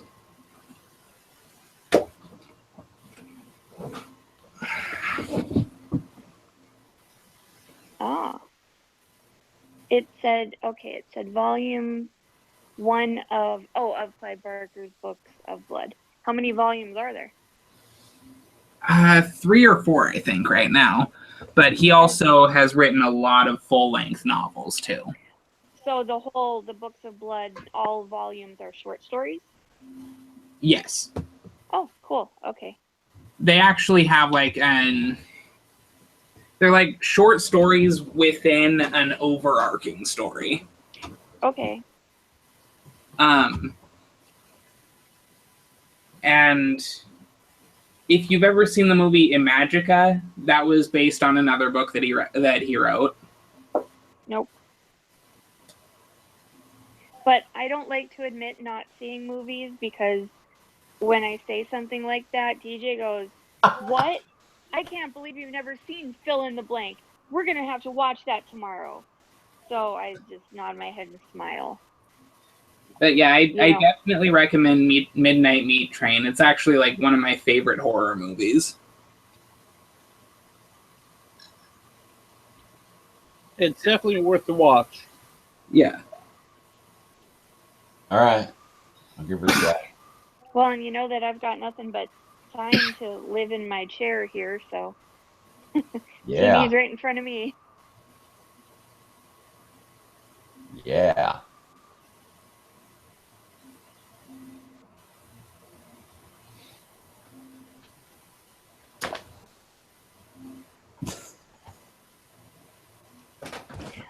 Our watch list on HBO cleared itself because I had those few movies listed on it that we wanted to watch. Yeah. And so I went in and I added them again today. And then I checked it and the watch list was empty again, so I give up.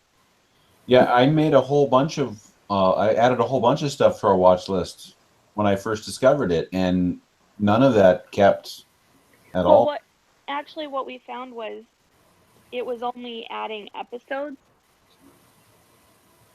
Like it didn't work like Net or Hulu, where you can add a TV show. You actually had to go in and add every episode, so I think you gave up, to be honest, because it was stupid. It was stupid. And well, it's still stupid because all the movies I added are gone too. So my earbuds have already died from being at 100%, or AirPods, I guess. Well. Yeah. So, I took one out and I charged it and it got up to 42% and it just died again. That one did, so I took the other one out now, so I just keep switching ears.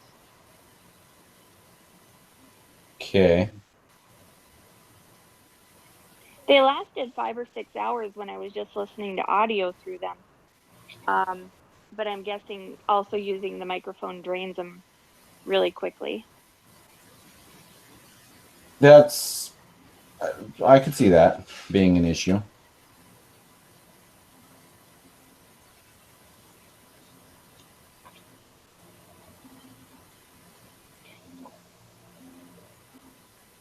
And at least they both have microphones on them too, so when I switch back and forth, they work seamlessly. Yeah.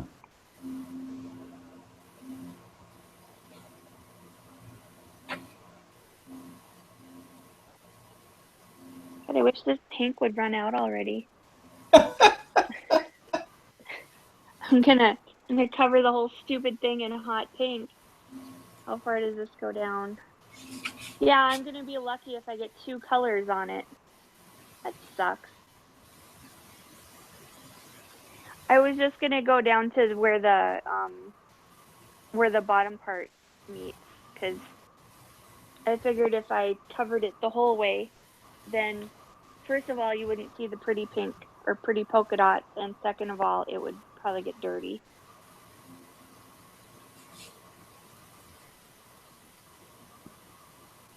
I don't know why you want to cover up your pretty polka dot game.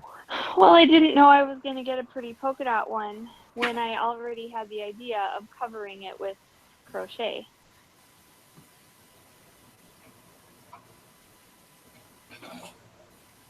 Okay. You know, if I would have told you to get the plain silver one, maybe I could have covered it in, like, you know, stickers and decoupage.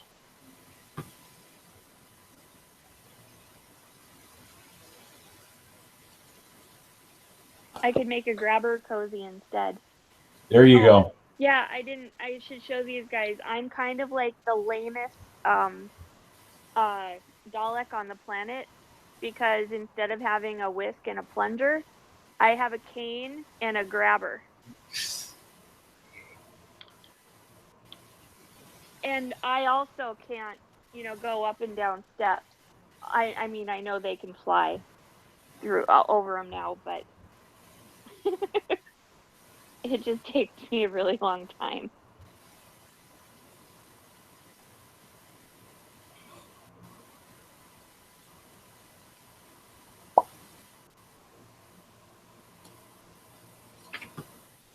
I had an MRI for the first time. That was kind of fun. What was that like? What was the procedure? You lay down on a table, and they stick you in this little tiny tube, and it makes a whole bunch of noise, and you have to lay perfectly still for 20 minutes. And so, like, if you're claustrophobic, you would freak the hell out.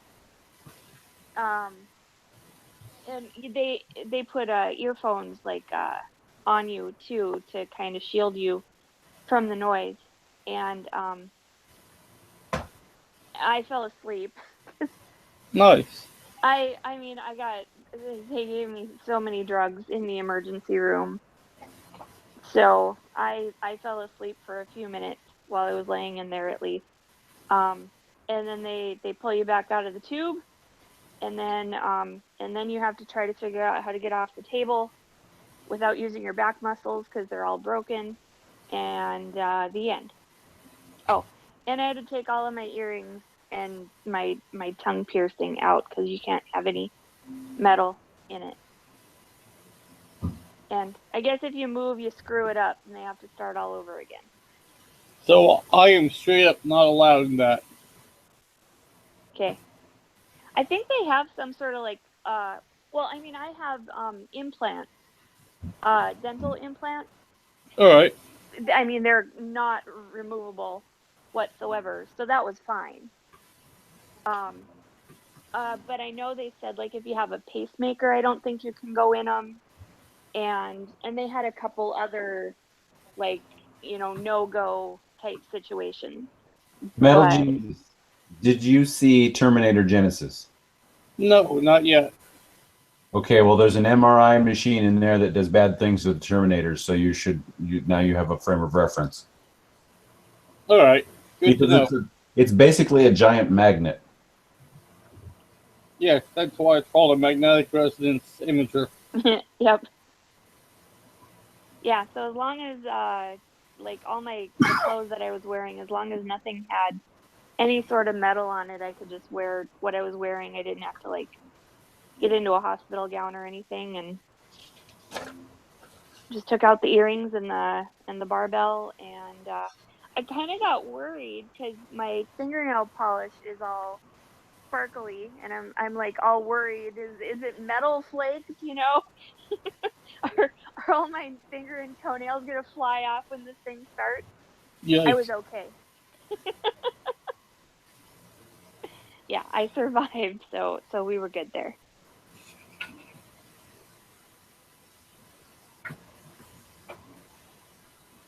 Yeah.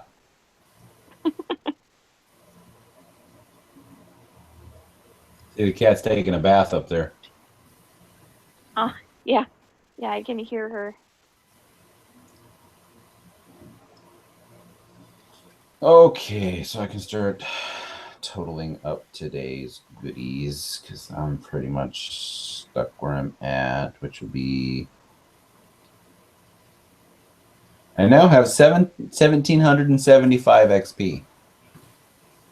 Nice. Like for the month, does it reset or what? I reset it for April because I changed the way XP works. So yeah. Okay. My next level will be at 2,000. I will be a yellow belt 2nd degree. I only have 50 levels so far available. And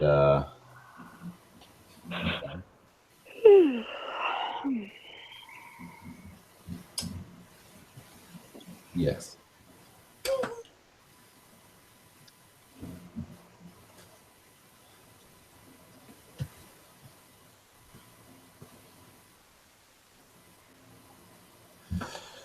All right. This is done for the day. I will start it again tomorrow. So my dailies are to total up my stats for the day, basically. So that's the last thing. And obviously, if I'm working on the rest of it, that's kind of part of it. Habit tracking, which is that colored grid that you saw earlier. I have things that are getting completed all the time, and then I'm seeing how often I do other things, and I'm trying to do them more often. There are things on there which should have been done multiple times already, but there have been extenuating circumstances in my defense. Like cleaning out the garbage in the car? Well, no. That too, yes. But that's, I mean, yeah, there was that, but there are other things. They playing chess because my chess.com membership just renewed, so I want to make sure that I'm utilizing it to its fullest. I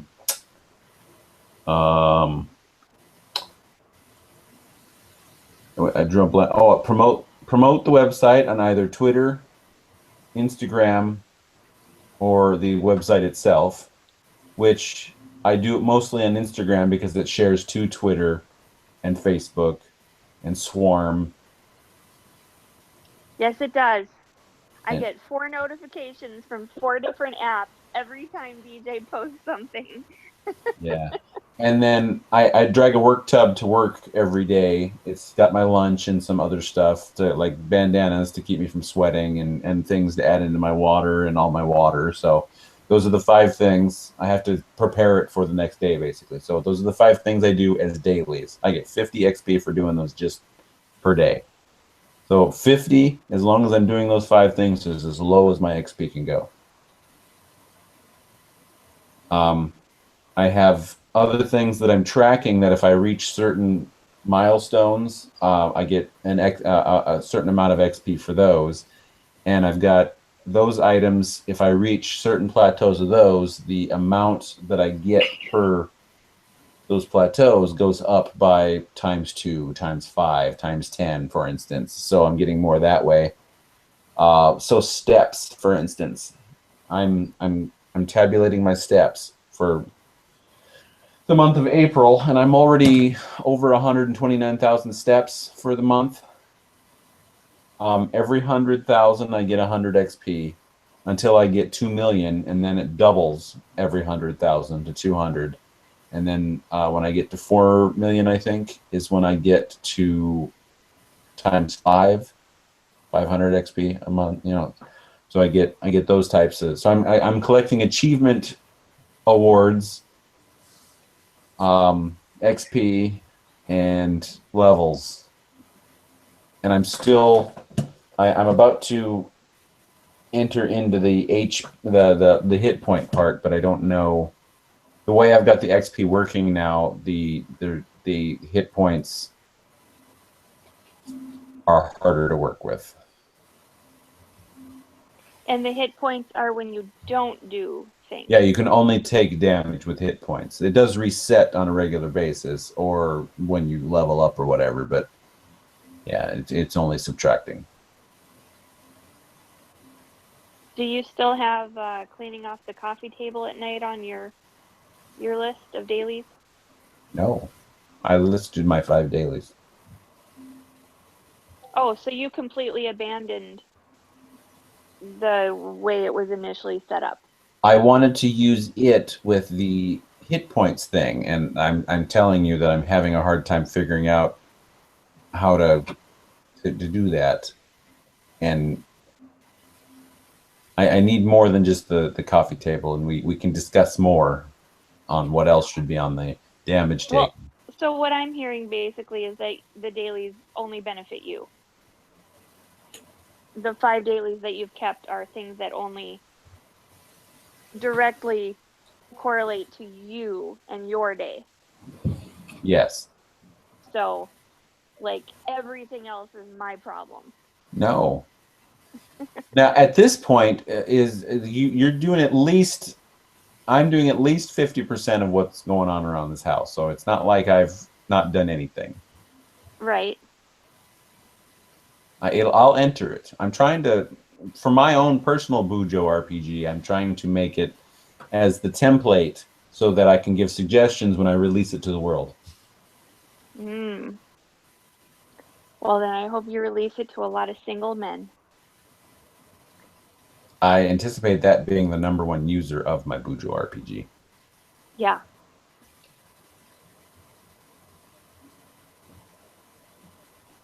Did I bore you to sleep, Metal? Nope.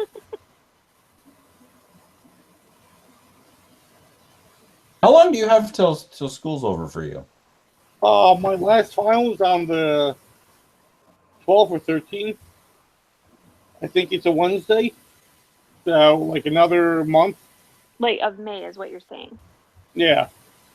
And that's forever? You're done? Or that's just... Oh, no, I've got like 2 classes left, and then I'm good. So... But then I'd like to go on to my physics degree, so... And you're going to attempt to move out here before that happens? Yeah. I just, need to do Calc 3, Calc 4, Linear Algebra, Physics 2, and Physics 3.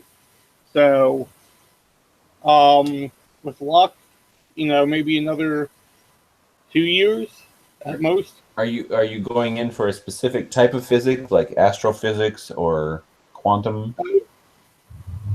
That would be awesome, but no, like, as it stands now, just a bachelor's of, which is general. So... Good, then if I have any weird physics questions, which actually pop up more often than you would think, I can ask you. Oh, no, I have a lot of physics questions. That's why I'm going for it. Yeah. I've never heard someone say, because I have a lot of physics questions that pop up a lot. It just sounded really funny. Oh, wait, now that you phrased it that way.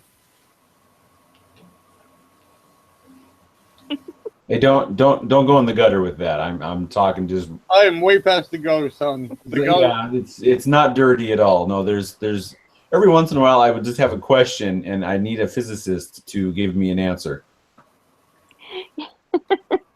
The other day I was at the group chat that all of my friends are in. We ended up having a 4-hour discussion about Hi, Kitty. about the physics behind light speed and things like that. Just apropos of absolutely nothing. That would be an interesting read.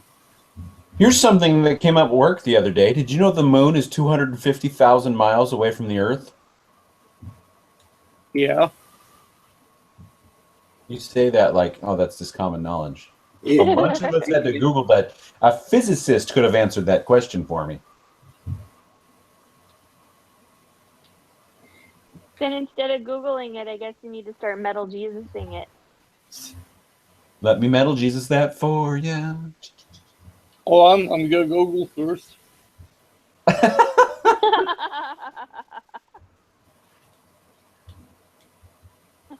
Let me ask my physicist friend who will Google that for me.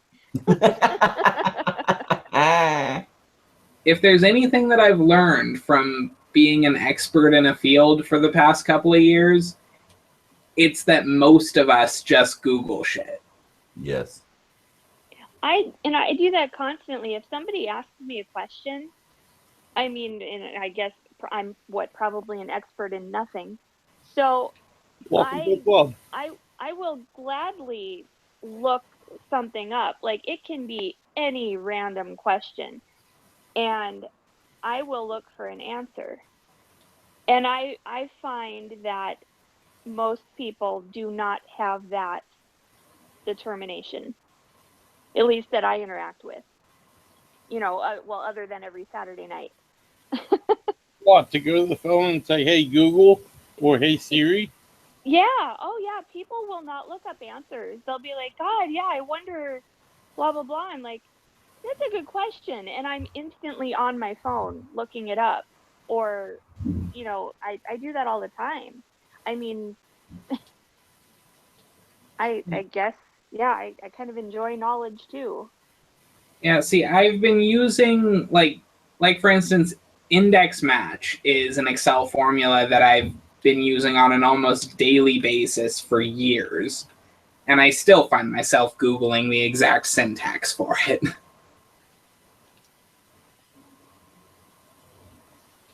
And what's it do? Hmm? That program, what's it used for? Oh, you mean index match? Yeah. It's basically when you need to return a value from a list. I mean, you could use VLOOKUP, but index match is just, it's easier. I have so on the website I was running a fictional soccer league basically, and I was using an Excel spreadsheet that was created as the record keeper basically, and the table would change, which is the table is the winners and losers list and what the records are and stuff, and on that is an index match formula that puts everybody in order from whoever's in the lead to the bottom of the list. So yeah, I'm familiar with index match, and it's pretty awesome. I won't lie. Yeah, see, you could probably you could probably accomplish the same thing with a pivot table, though. I'm pretty sure that the person that created this particular index match thing went with the easiest way to accomplish the results that are being displayed. I guess, but it doesn't get much easier than a pivot table. I'll pivot your table. Don't tease me with a good time. Metal, if you want to take solid third place in the guild activity, you have to have another PvP. You're tied for there's 3 of you tied for third. All right, doing that now. I just figured I'd let you know.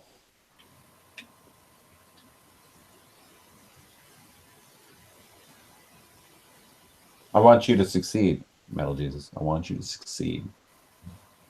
Well, thank you. Because the sooner you are able to get close to my power level, the sooner I'm able to get the neat stuff from the benefits of those power levels, such as the AAT tank raid.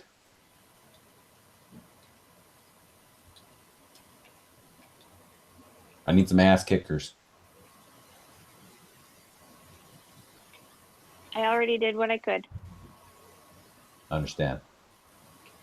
And I'm in second place.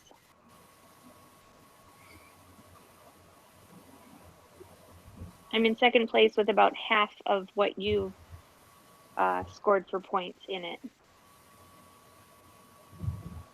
Well, good. I'll go first then.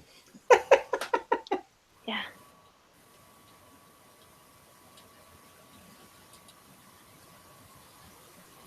Kitty, that tickles.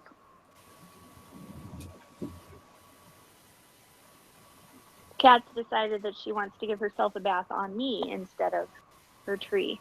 So Oh, now I well, have a kitty. obviously. That's the See, best there's the way. kitty foot. Kitty waving. And the kitty's trying to bite me. I would too. Because I'm waving her paw in the air. No, don't play with that. Don't ruin my yarn. Hey, DJ, you have interviewed for a lot of jobs before, right? I have. Okay, so when doing salary negotiations for like a promotion, is it better to like argue for a certain amount for the raise for it, or argue for a specific salary?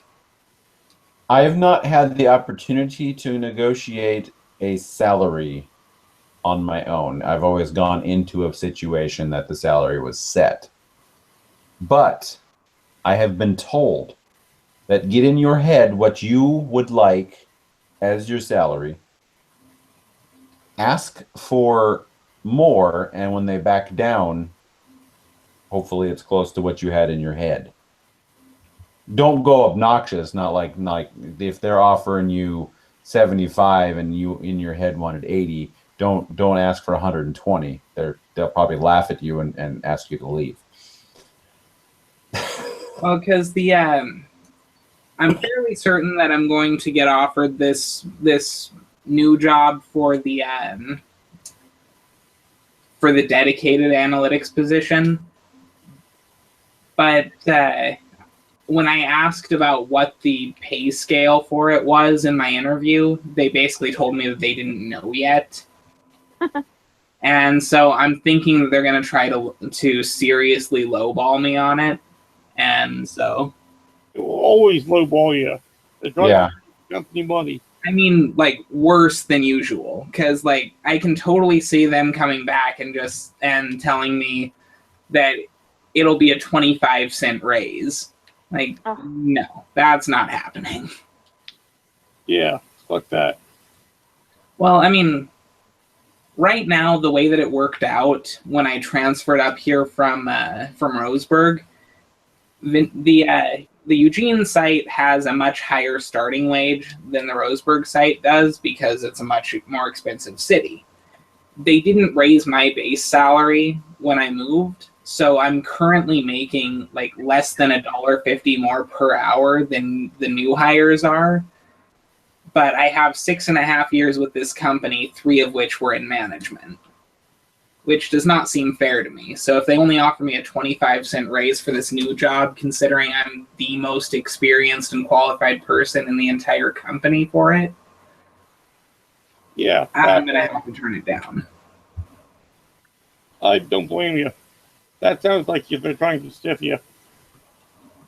Yeah, well, I have a bad history with wages in this company anyways, because like when I was first hired on as an analyst, I was promised something like a $2 per hour wage, and then it never showed up on my check. So I asked about it, and they told me no one ever said that we were going to do that. Wow. It's like, it was promised during the whole thing when I was offered the position. Well, the person who offered you the position doesn't work for the company anymore, so we can't confirm that. Oh, wow. Like, oh, that's great. And then, of course, since I was technically not hourly anymore, I didn't get any of the cost of living increases that the hourly people received over the couple of years that I was working in that position. So then when I moved back into a frontline position when I moved, I actually did the math, and I'm currently making something like $2.50 less per hour than I would be if I had never gone into management in the first place. Wow. There. Well, and you know, one thing with DJ too is that he's been part of a union for the most part for years. You know, other than the time that he was management, which really wasn't a union. So, yes, I mean, I don't think that you necessarily, everything was laid out for years and years in front of him. Well, I also I had this whole big thing where I was bringing this up to every new manager that they brought in for me because for some reason the workforce management department cannot hold on to a director for longer than like 6 months. So every time they brought in a new director, I would bring up to them that I was the only person in the entire department that had never gotten a raise. And a couple of them said, You'd get a, we'll look into that, and then they'd leave, and the next person would come, and nothing ever happened. Right, but then the last director, before I moved and had to transfer and everything, I talked to him about it, trying to finally get a resolution, and his response was, "I'd like you not to discuss wages with other employees. You shouldn't be doing that." Yeah, I remember you telling us that a while ago. Yeah. Right. The thing that's illegal for him to actually say that to me in Oregon. It definitely sounds like that job needs a heavy dosage of gasoline and fire. Well, see, the thing is, like, after they had hired me, since I was the first one they ever hired for the position, everyone who came after me, they had gotten stuff in place so that, you know, they had it worked out how much the raise was going to be when they took the position and everything. And so all I was really asking for was, hey, everyone else that you've hired, all of these people that I trained are making more money than me. Can we fix that? Yeah. Well, I'd go talk to a lawyer then. Legally, there's not really much I can do about it. You never know. Verbal contract is still a contract. And it sounds like you got one. Well, there's no way for me to prove it in any way, though. Well, I'd start wearing a wiretap. You could always on a regular basis stick pennies in your butt and then distribute them among your coworkers at work so that you have the power of knowing that everyone is touching pennies that have been up your ass. See, I think what I'm going to actually do is never ask these two for advice again. Well, that too. But I think if they do offer me the position, I'm going to ask what they were thinking a fair wage would be. Like, try to cut them off before they try to just give me, like, a small raise amount.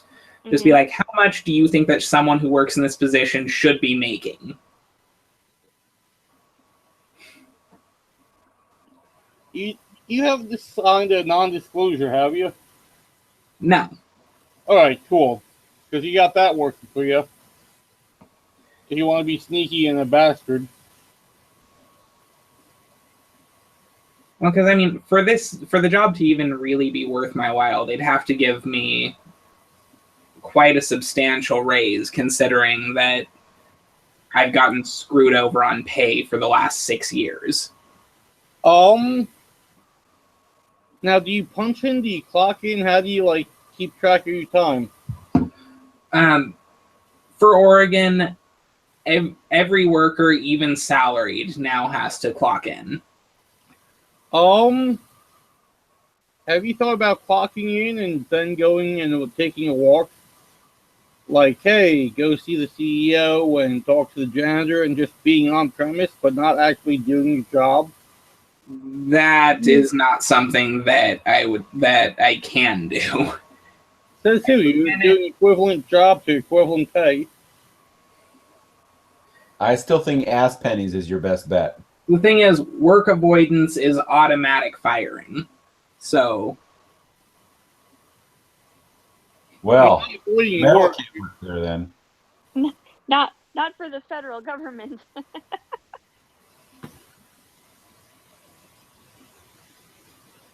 Yeah, I know more than a few people that avoid work. Yeah, like go stand around the water cooler. Make small talk. You're at work. Well, see, I have a very specific job, though. And you have a very specific need for a paycheck. So, leverage that. The main issue is that for Oregon at least, almost all power for, since we're an at-will employment state, they really don't need much of a reason to just go ahead and fire you if you start making a nuisance of yourself. But you're not making a nuisance of yourself. You're actually there, you're working, you're, being seen. This is where I have a solid case for ass pennies. When I worked for Aetna in North Dakota for 7.5 years, and there was one point where, kind of the same thing like you're saying, is there was, many of us who'd been there for years and years and years, and all of a sudden all the new hires were making more than us as new hires because they upped the starting wage way higher than they gave the current employees raises. Right. And so, they did fix it once, to where they gave raises, but then once you work there for closer to 10 years, your yearly raise would be pennies per hour at best, because they would, the more you made, the less they wanted to give you a raise. So the longer you were there, the less you made, basically. And then after I was out of there, then they just started coming up with reasons to fire people who'd been there the longest, so that they could get rid of people who had any sort of better contracts or anything than new hires that they could screw out of all kinds of benefits. Like we had stock options and stuff when I started there, and I know that they phased all of that stuff out. So they were trying to get rid of everybody who had any sort of good benefits to their names. Yeah, see, they kind of did the same thing where I work. We've still got benefits, but a lot of them have been changed. Like when I started, anyone who had been working there for 2 years no longer had to pay into their health insurance. The company would pay the entirety of your health insurance premiums. Uh-huh. Damn. Now I don't think that they do. I mean, the company still pays the majority of your premiums, but they don't actually pay the full thing when you hit 2 years anymore. Yeah. We also have profit sharing, which you have to be at 2 years to qualify for that, which they've threatened to take away over and over and over again. But instead, they've just decreased it, so it's like $100 extra every 3 months. Mm. Yeah, the Aetna stock options were really worth quite a bit. I know when I quit and I cashed my stuff in, I wasn't fully vested in all of them, but over the years that I was there, I think I cashed out at like $15,000 or something. Damn. So that was pretty nice to get that out of the company at the end. Their stocks had risen so much that they'd split and everything too, so it was a good time.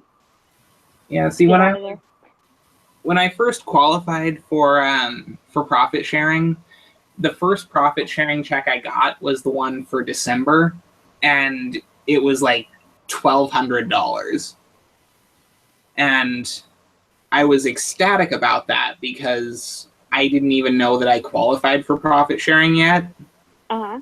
So I just woke up one morning and checked my bank account to see, if I had enough for rent and everything with that check.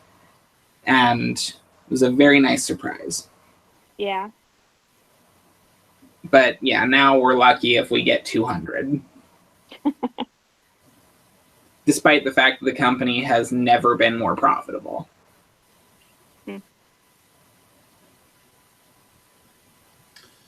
Well, that's how they get more money for themselves, is stop giving it to other people. Well, we're also doing a bunch of side stuff, which is probably a huge money drain too. Like, we're opening a new site in Montana.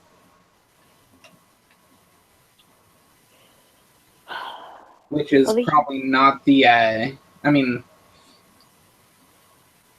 the company super or labor. That's probably going to be some super cheap labor. Yeah, that's the whole point of the Montana site, is that they have a very low minimum wage. Mm-hmm.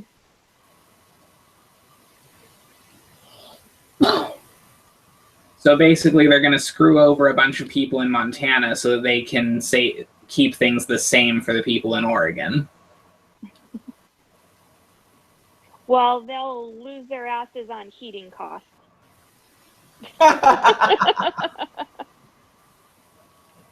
And snow removal.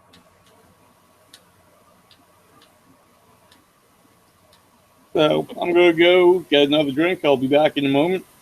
Sweet. Okay.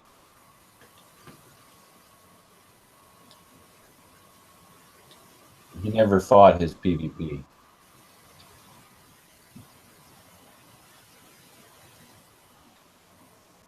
That bastard. That bastard. Look, my yarn finally changed colors. Yay. So, not encouraging you to do Ass Pennies, but the Ass Pennies thing came from Kids in the Hall. It was a sketch. It was... yeah, that's definitely not a thing that's happening. Well, there was two guys complaining about where they worked, and one guy said, "I have got it all figured out." The other guy's like, "Well, please explain it." And he's like, "Ass pennies." The guy's like, "Ass pennies?" He's like, "Yeah. Every week I jam." It was an obnoxiously high number of dollars and pennies up his ass, and then he distributes them to all of his coworkers at work. And the guy's like, "That's disgusting." And he goes, "Just think of the amount of power you think of when you know that somebody else is handling a penny that's been up your ass." And the other guy seemed to consider it. It was obnoxiously weird. Good stuff. Yeah, that's very messed up. So when someone's in the break room that you don't like and they ask you for a quarter, for instance, do you have a quarter? Yeah, I got a quarter. Oh, God. Where's that quarter been? My ass.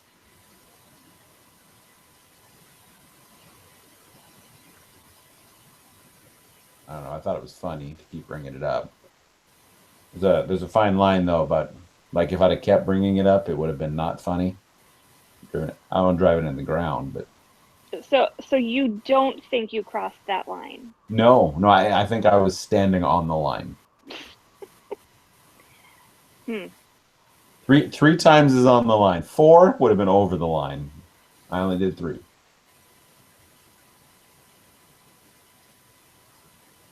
Which is why I still have one more time to threaten Kevin with being punched in the liver. Oh, I just ruined it. That was it. Just remember, he feels he can outrun you. Unless I picture him as a drumstick, and then he's got no chance. A drumstick. He's telling me I'm number 1. Or is that a drumstick?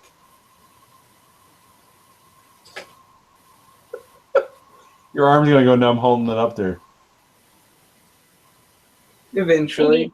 Eventually. Or he'll need to hit a button on his controller with that hand and use it again. Ah. That's probably more likely. Yeah, that's far more likely.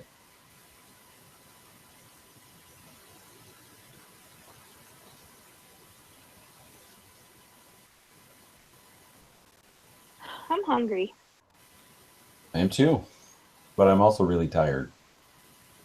Yeah, I'm pretty tired too. See, I still need to take, I don't know how much prednisone. I don't think that stuff makes me sleepy though, does it?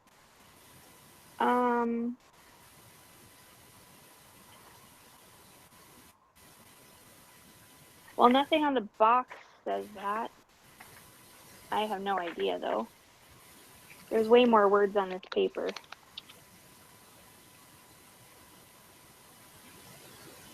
Oh my. I don't think I want to read this paper.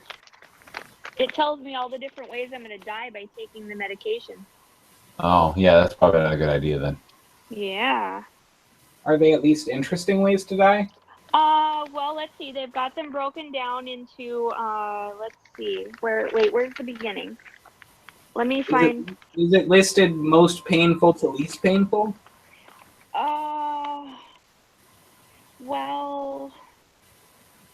Well, okay, at first it lists all the conditions that it's to fix. Oh, there's even miscellaneous. That's fun. And then there's the warnings, the general warnings, the rear warnings, the cardiorenal warnings, endocrine, infection, general precautions, neuropsychiatric, musculoskeletal, ophthalmic. Let's see. Like, it sounds like my eyeballs could explode. Oh, well, that sounds fun. Yeah. Like, if I use it for more than 6 weeks, they should start monitoring my eye pressure. That's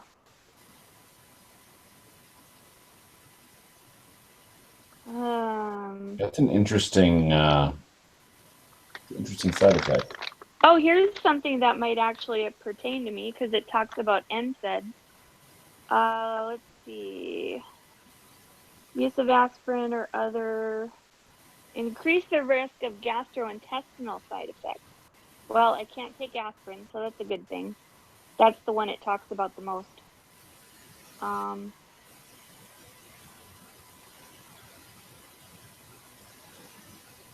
Okay, I think I'm good there.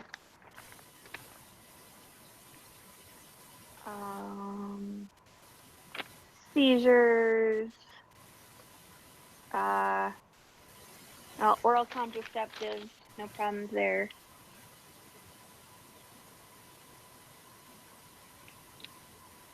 Hey, it seems like I'm pretty safe. Sweet.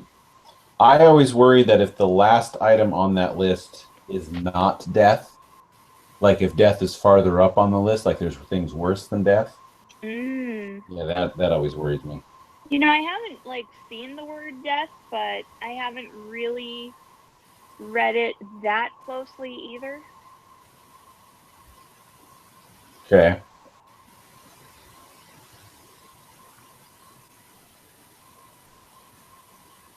Yeah. Nothing talks about it making me tired, though.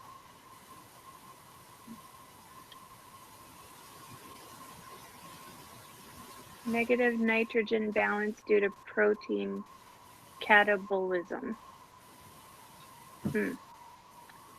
I need somebody. I need a physicist. Oh, thank God. You can explain the side effects of prednisone on my metabolic rate. All right. What's the question? I don't know. It just says negative nitrogen balance due to protein catabolism. All right. What that means is that, your muscles are being used a lot, and it's taking in a lot of nitrogen to replace the wear and tear on your muscle system. So you'll have to increase the nitrogen intake. Where do I get nitrogen? I am not a biologist, so I'll have to Google that now. My physicist will Google that for me. A physicist will Google that for me. Ooh, amnesia, anxiety, convulsions, delirium, dementia. That would have been far funnier if you listed amnesia and then you got a couple in, and then the last one you listed was amnesia. Amnesia, headaches, hallucinations.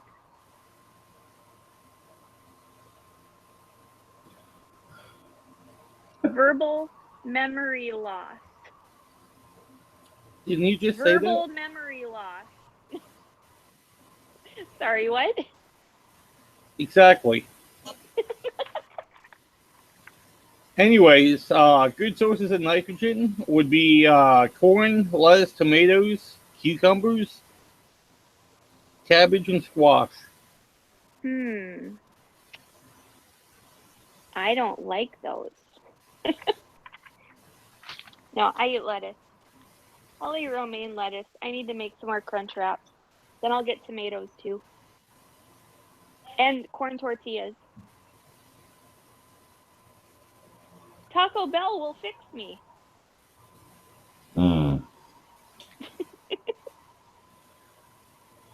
Listen, the bags that should be labeled beef just say meat. Just so you're aware. Right, but you know that we've got all the stuff to make our own food at home. Yeah. All right.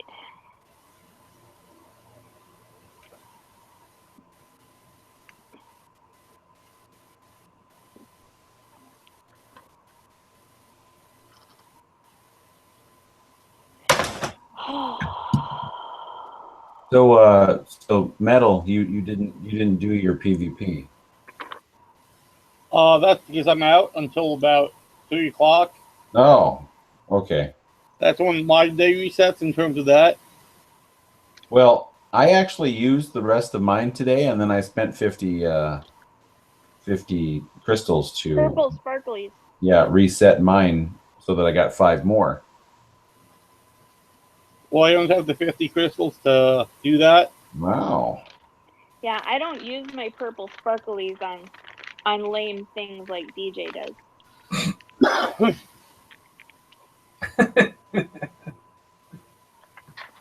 What are you laughing at, fuzzball? You didn't see her true feelings for me in the corridor. I think I need to get up and walk around. I'm not laughing at you, DJ. I'm laughing at you.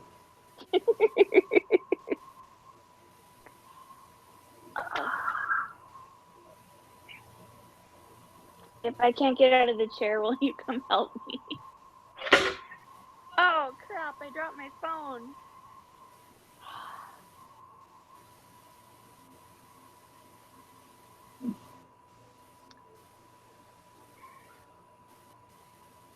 Yeah, I will. And we're over the 3-hour mark. So how many people want to go to bed is the question. Me. So it is unanimous. So, ladies and gentlemen of the jury, we are going to leave you for the evening. But we will be back next week. We should have a Rachel. With any luck, Bob will have responded to my message that I sent to him specifically. That you sent to him specifically literally hours ago. Yes. And it was long before the show started even. And I mean, it's not like he doesn't know this goes on every Saturday night, right? yeah. I think we might have told him once or twice, but... Listen, the only person fooled by the start time is you. And yet I'm here. This time. It's true. Did you when you said something about the time, I said tell him an hour early so that he's here on time. Listen, I've had extenuating circumstances. Yeah, I know the last couple weeks you were off by the couple hours. That's why I made that joke with the tell him an hour earlier. Listen, I babysat drunk people, and I heard about that. That drunk person. Legally, I am good. Hey, don't blame me. If we can't give you a hard time, who can? The police. The police are way scarier than you are. I don't know. I'm the one that suggested putting coinage in your rear end. I don't know. How many guns do you own? Well, I got one right here, running right there. Oh, God. So I not. have a cane. Which makes her scarier than you, DJ. Yeah, and she's crippled. I was going to say, you should see me limping around the house with this damn thing, too. It's like all the muscles in my back decided to go on strike. Hey, hon, that jacket on my walking app, it's gone down by 250 sweat coins, Oh, nice. and there's still just as many left. Cool. I wonder if they realize they're being idiots by marking it so goddamn high. Yeah. Well, and are you able to see if it like comes in different sizes? Because I haven't bothered looking because why am I going to research something that I can't afford? so when I had my MRI taken, and I had to take all my earrings and stuff out, I asked them if they had something that I could put them in, and they gave me this cup. And I know that you probably can't read it. Maybe you can. It's a specimen cup. And so I keep telling DJ someday I'm going to pack some of his lunch in this and send it to work with him. And I told her I'm going to make her pee in it. When she can't get off the chair, you just give her that little cup and say, go for it. Yeah. It's kind of small.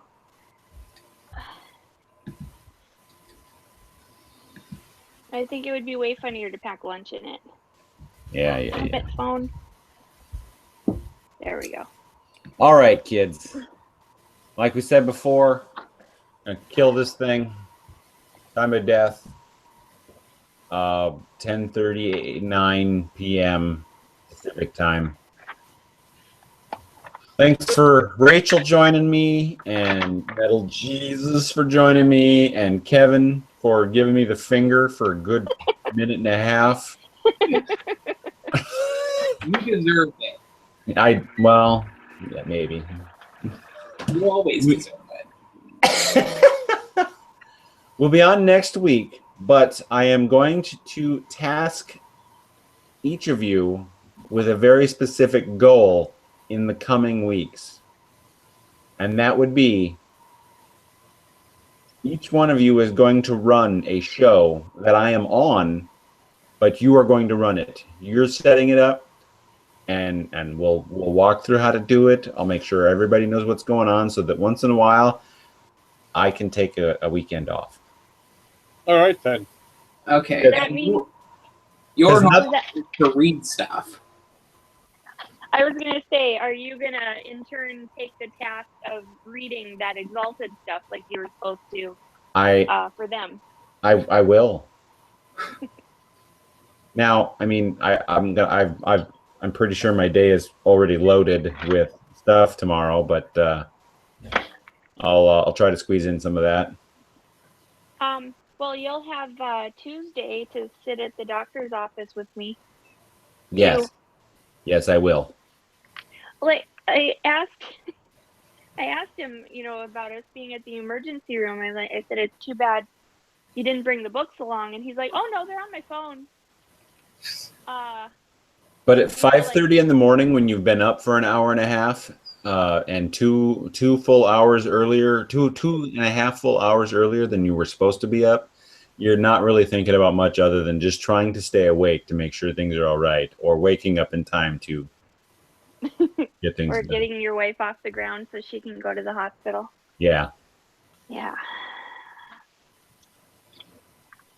But I'll fix that. But yes, so that because nothing says the show is growing like one person not being the sole responsible person for being the pivot, I guess. I'm because I honestly the shows I have, while I have been on every single show, I have not been on a lot of the shows.